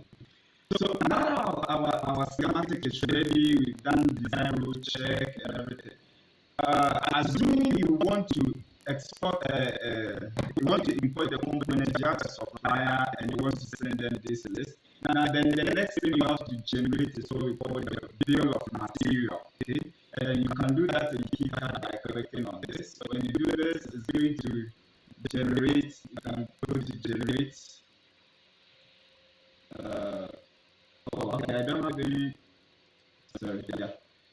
So boom, CLV. There are other plugins that you can actually install to add more beautiful boom generation tools, right? So it's in groups. I want to say the group by value, yes. And if I hit on generate, it is actually going to generate a file with all my components in it as a CSV. Then I can probably send it to my supplier. Okay, but there are better ways of doing this.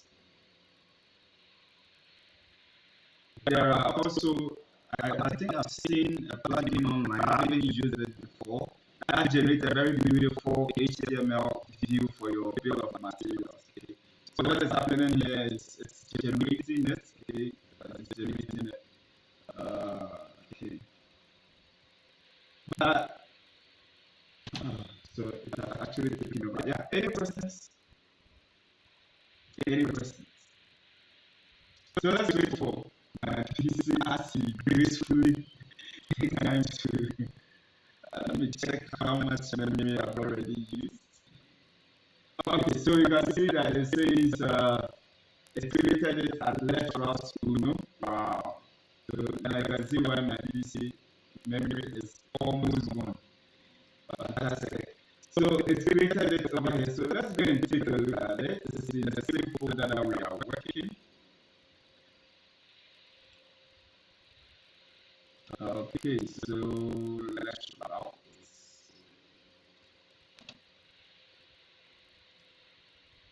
Keypad. No, it's not here. Let's route no. Okay, and we are looking for CSV file. Whoa, I thought, okay, so here, right? Because I have Excel on my machine, that's why it has tagged it as Microsoft Excel comma separated. So let's try and open it and see what is in that file.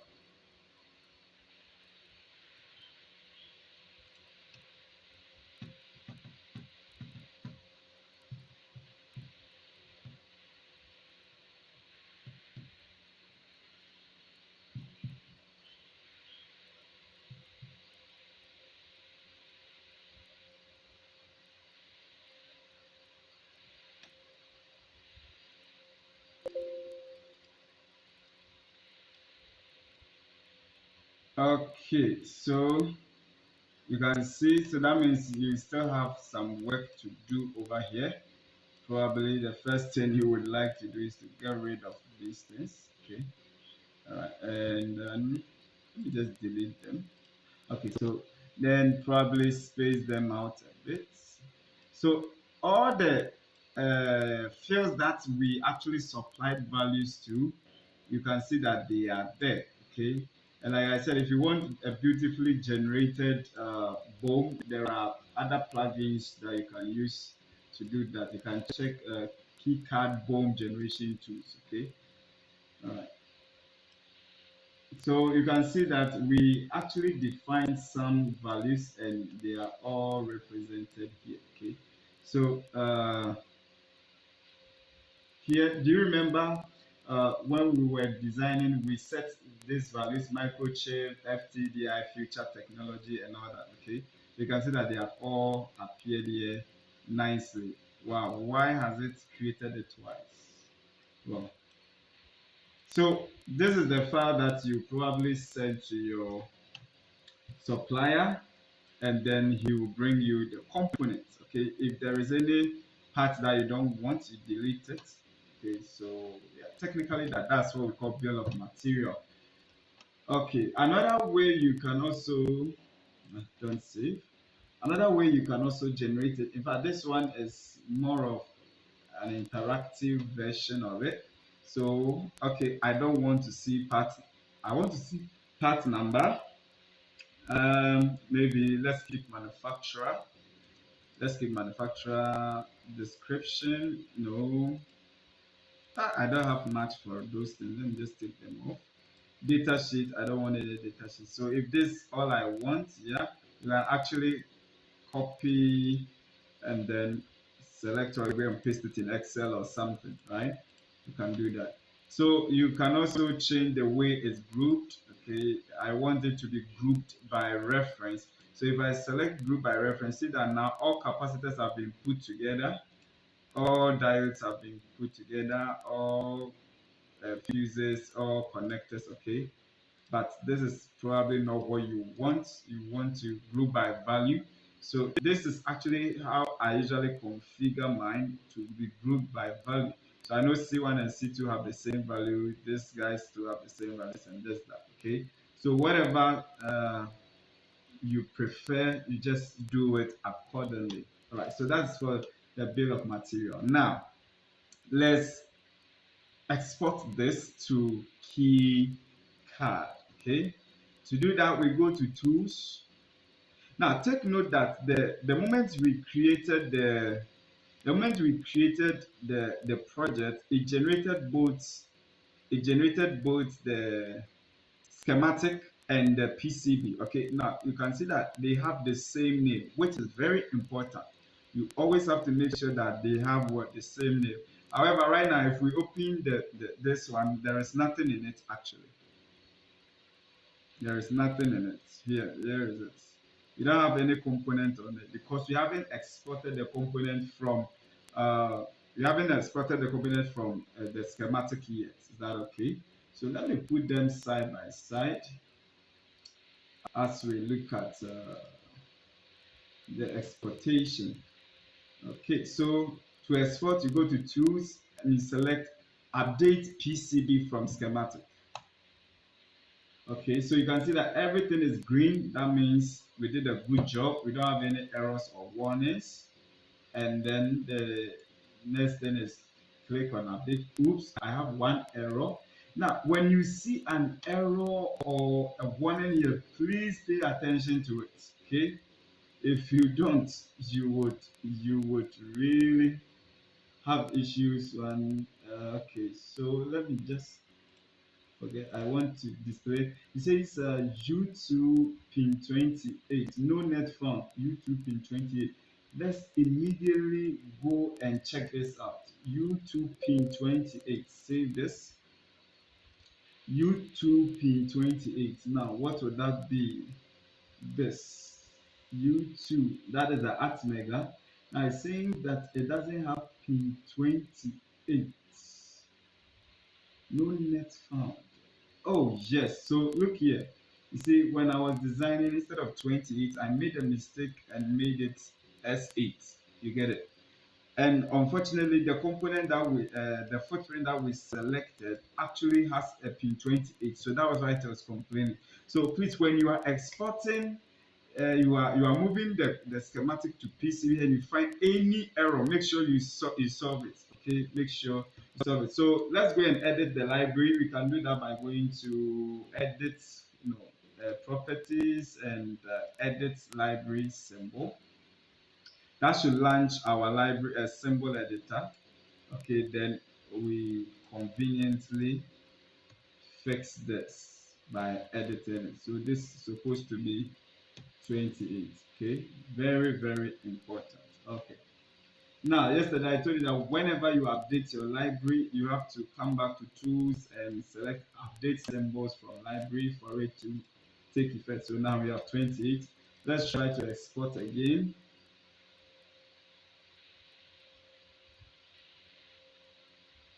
Okay, so if I click on update, our warning is gone, but right now our error is gone. Okay, but we have a warning, so let's check the warning. No net found for U4 pin 23. So again, U4 pin 23. So U4, this U4 pin 23.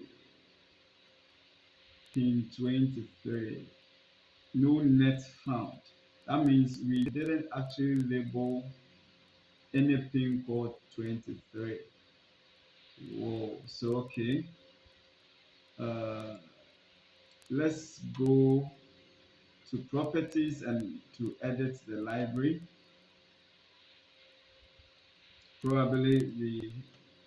Okay, so we have pin 24 here, which is hidden. Pin 8 is also hidden. But I can't actually find pin 23. What happened? Okay, so we have 1, 2, 3, 4, 5. Pin 6, where is 6? 6, 7, 8, 9, 10, 11, where is 12? 9, 10, 11, 12, 13, 14, 15, where are you? 15, 16, 17, 18, 19, 19, 19, 19, 18 here, 19, 20, 21, 22, where are you? 21, 22, 22, 22, yeah, 22 is here. We don't have 23. Okay, but we have 24. Your 24 here.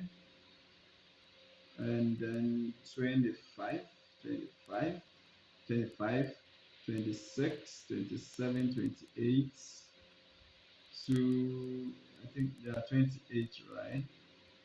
Is there anything?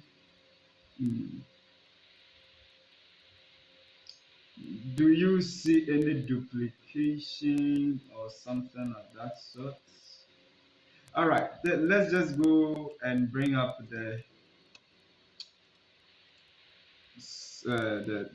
data sheet. So FC232RL. Okay, so let's check this out. Probably we missed.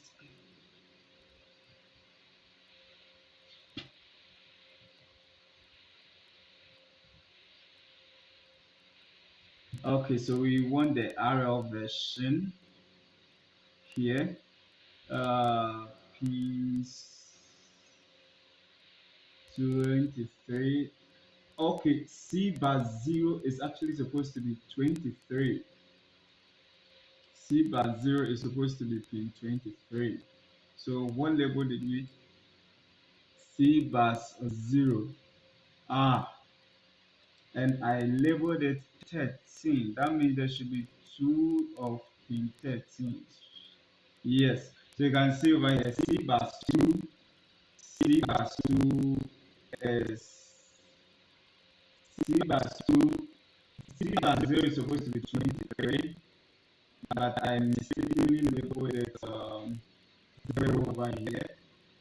So bus 2 is rather supposed to be 13. So this guy is supposed to be 23, not. Okay, so please let's just quickly go over this and be sure. Okay. Actually, I think it is. It is okay. I'm already tired. I'm already tired. All right. So we just have to be sure that these three values are right. Okay. So I'll save it and then go back. Before we route, I'll find time and then check through it. And I'm tired. Even if I check, I won't see. Okay. So we can close. We can close the view. And again, we have updated our library, so we have to update symbol for library. Okay, and now yes, C bar 0 is 23, that is 13. So if we go to updates, now we have 0 error 01. Please, once again, when you are moving and then you see even a warning, don't ignore it. Is that okay? Warning and error flags are very important, and if you miss them out, you can have a lot going wrong. Okay. All right. So that is that, and yes, our components are all imported and ready to be routed. Okay. So let's look at how the 3D view looks like. Come to view 3D, and you see what we have here. Very scary. Now, before we go, let's quickly assign the 3D models to this guy. Okay? So we need a 3D model for USB type B. That one I think we should easily get. We should easily get online. We should easily get online. So let's go to GrabCAD. GrabCAD. And we are looking for we are looking for USB B, USB type B. This should be available, but not this. Okay, let me just make it generic USB or USB ports.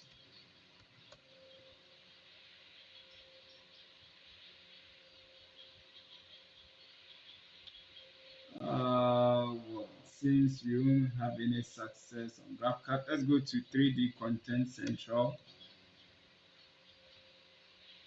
Okay, then here we can search for USB_B. Whoa.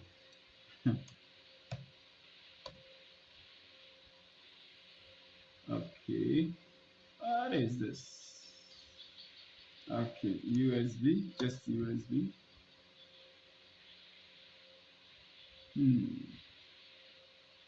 This is not good.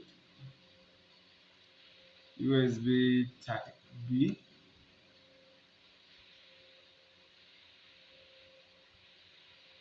Okay, I think yeah, we have one here. We have one there. Let's see what other options we have. These are not the versions we want. Nope. So let's check it one more time. Still not okay. So we can actually do with this. So select it. Oh, yeah, select it and then USB 2.0 type B. Yes, it's exactly what we want. We get rid of some of these things, taking too much space.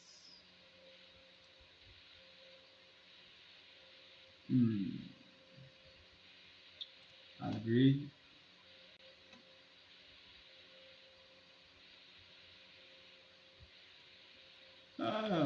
Let's kind of look too stylish.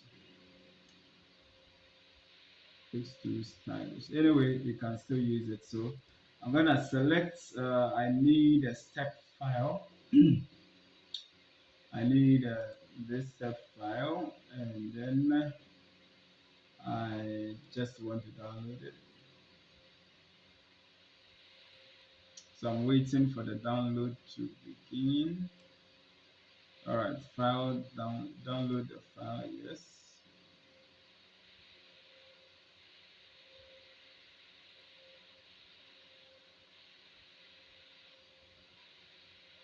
Your file is ready. Click here.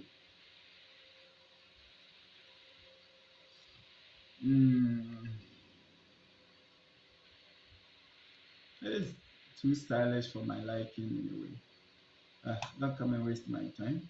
All right, so I'm going to download it. Now, take note that when you are downloading, when you are assigning 3D models, make sure they are at the right places, okay?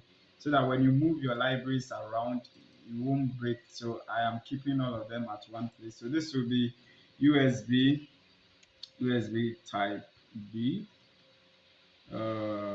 Yeah. In fact, right now that I know this worked, I have this. Let me go back to GraphCAD and see if I have a better option. I seriously don't like the design, which means what I'm doing is not necessary. But USB type B, good, good. So at least we have better options here. Let's check this out. 3D model.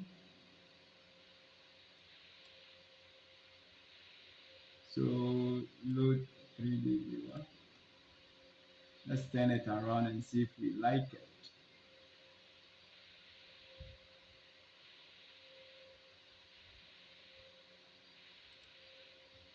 Okay. Oh, the person actually wrote his name on it or something. Oh, is it a manufacturer? OZ Grabson. Nah, I'm not gonna use this. Let's find something else. Yeah, this doesn't look bad. No, this type 3. This type B doesn't look bad at all. Is this real? I like the color. Let's see whether it's 3D. Oh, it's fake. All right, let's just probably use what you've already downloaded. All right, but then we also need a DC barrel. So let's search for the DC barrel. I'm tempted to look at this. Loading 3D.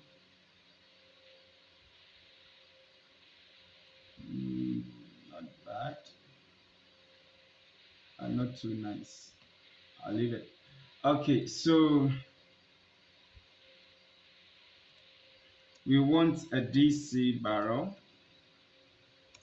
DC barrel. Search for DC barrel, and scroll through to make a choice. This is 2 mm. That's all we have here. Yeah, we are looking for this.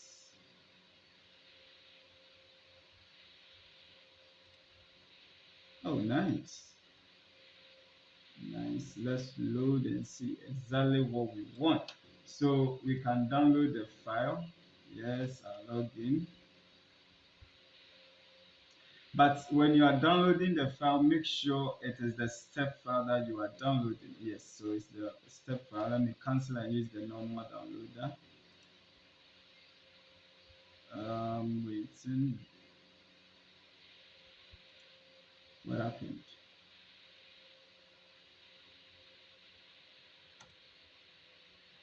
Download, yes. Cancel. Cancel, good.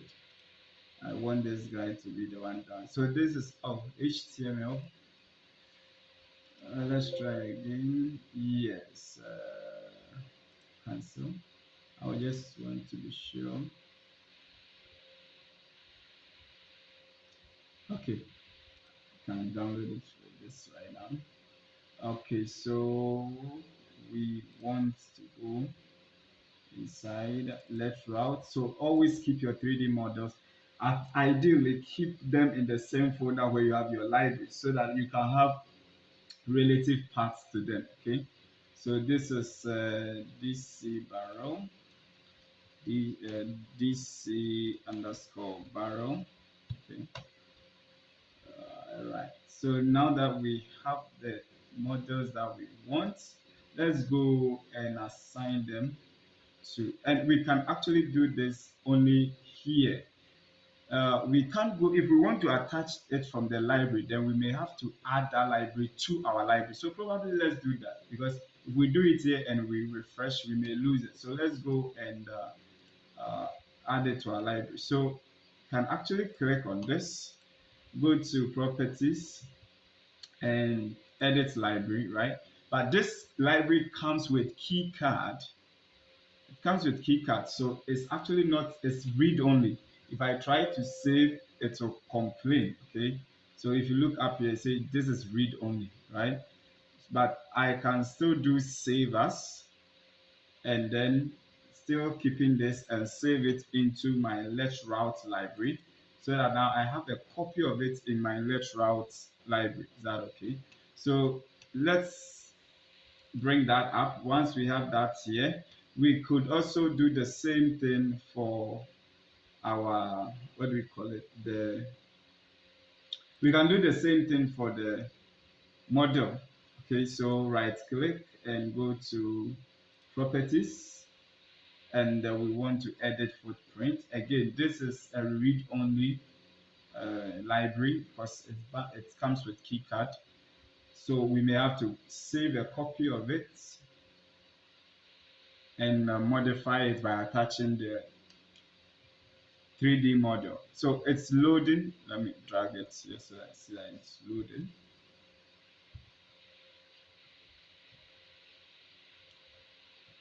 I always want to see my 3D models available. Okay, it's a motivation.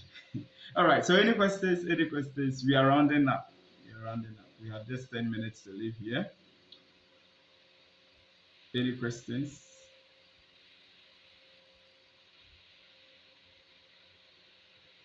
Any questions?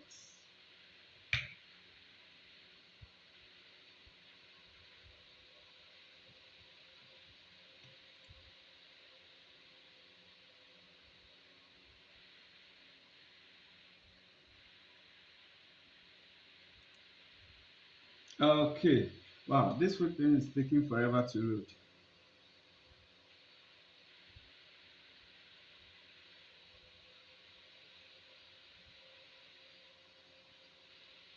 Yeah, so any questions? The moment I'm done with this, we'll close this session and prepare for the last session for the day.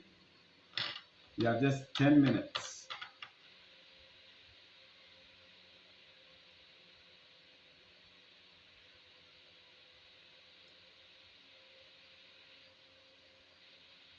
Okay, ready?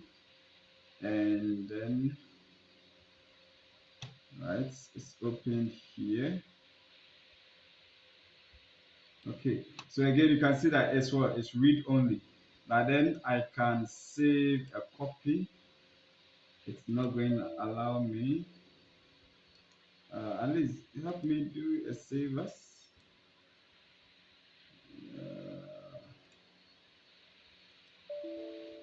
Read only.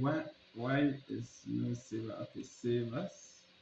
Good, and then I'll select let's route. Okay, so now I have a copy of this in my.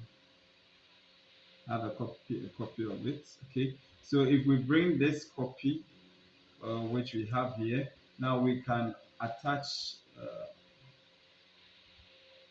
Oh, come on. Now we can adjust it and then associate. So you see that there's supposed to be a live a shape, okay, a 3D model, but it's broken. So let's get rid of that and then locate our 3D model, which is in the ID. Let's route keycard 3D model, and this is the barrel, right? So when we import a model, we may have to do some adjustments. Okay, so first of all, I'm going to rotate, not this direction, yes. So rotate the other way around. So we have the position.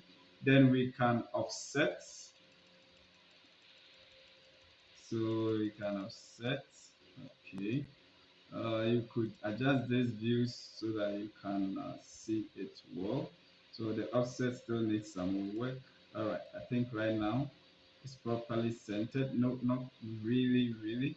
So we'll reduce it by 1 and rather set the value to a much finer value. Okay, yes, well, it will fit for our use. Okay, if you want to put some space under, you can offset it on the z-axis. All right, so that is okay for us. So save this and then save out. Yes, save. Okay. Then we can now bundle this to that particular. So choose this footprint and then navigate to the one we have edited. So let's route and we want the barrel. Okay, so that is good. We want the barrel. Okay, so yeah, if we come here right now, remember to update your symbol. Okay, and now if we move back, update. Let's check the 3D view again. Oh, what is happening? Okay, so let's go back to the front and make sure the 3D. So the 3D has been assigned. Okay, okay. There is something we can just do. That is delete this and rather use the library we have created. Okay, so I'll be DC barrel. Now DC barrel. So you see that now the let's route version has also appeared. So pick that and connect this. Now give it a name. DC barrel. Okay, DC barrel. And don't forget to annotate because you have changed the component. Okay. Then we can now update our schematic from PCB. So you see, we have delete. Okay, so it's going to delete and bring in the new one. Okay, so let's put it back there. Now, if we check the viewer, we should have our 3D barrel in there. Okay, so let's do the same thing for this guy. So we will take this, right click on it and go to properties and edit library footprint. This time it loaded faster. Bring it in here, and again, this is read only, so we can save it. You can save it to our library by doing save as. Okay, so we keep the same name, but then we will select the let route library as the destination. Now, because the let route library, we control it, that means we can edit it. So we come to footprint editor, remove the old one, and then assign the one we downloaded. Wow, where did I keep that? Where did I keep that?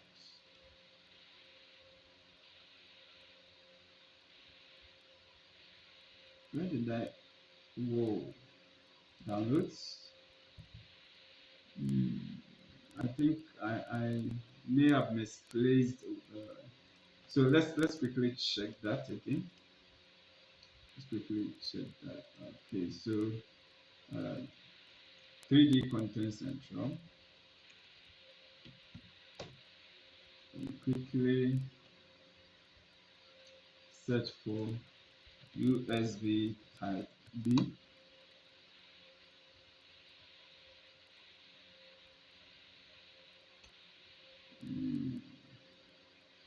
I think let's just go with this one.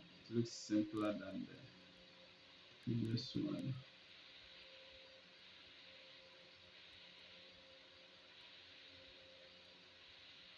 I think it's even the same thing.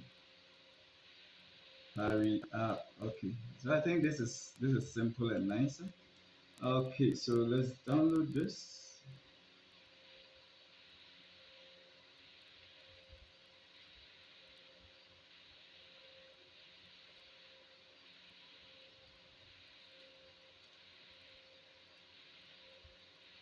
Okay, and we want to save it. Oh, okay, it came as a zip file. That's why. Can I uncheck zip? Okay, so that means it is in there, but it came as a zip file. Okay, so 3D models. Let's download this one. Let me go into my 3D models.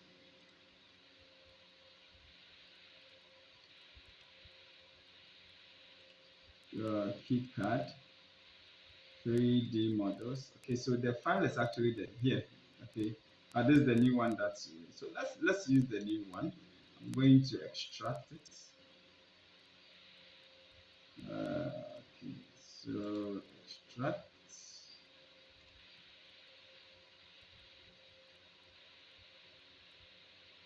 Okay, and get rid of this. Open that. Alright, okay, STP. I'm interested in the STP. And get rid of the folder. Okay, great. So now we can finish our work. Come here, and then so we have to actually refresh this somehow. So what I usually do is close and open again. Keycard modules, and that is our USB. Select it, and wow, we have a lot. So not the Z as X, yes, not okay. Then now we rotate, no, probably on the Z at other direction. All right. Then now we do some translation. Nope, not this direction. Yeah. Okay, bring the bottom so that I can actually see it clearly. Move it until, so it gets to a point. Is it this, when you use the arrows, it has a coarse movement. Okay, so I think I'm gonna set it to that and rather move points. Okay, let's keep it here in the meantime. Yes, and I think it's centered. Yeah, we can do with this. Okay, can do with this, and yeah, perfectly fits. So we save it and we can close this now. And once again, we have to go to our schematic and do the same for this. Okay, we just finished doing this one. So in our schematic, we select this and go to updates, properties, edit symbol. Have we already saved this? I don't think so. So here too, we can't edit, but we can do a save as and save it to let's route. Okay, so right now our library has become very interesting. You can do a save out in let's route. So now it's editable, and then we will bundle it.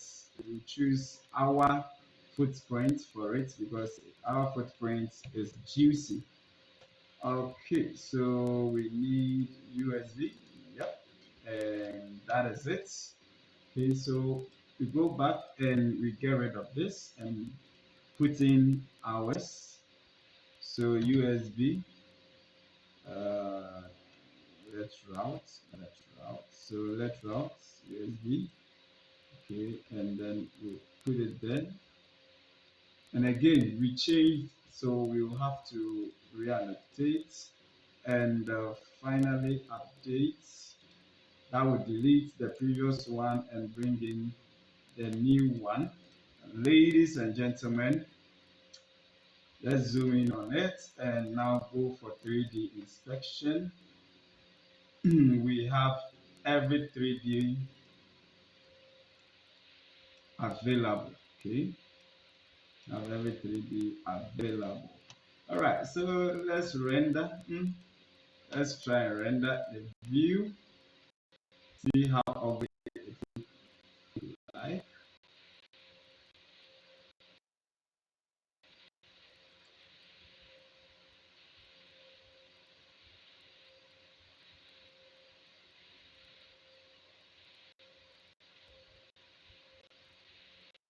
Trying to render it to look realistic. Okay, so that's how our board looks now. Let's grab a copy and then I will share it on the page. Any questions up to this point?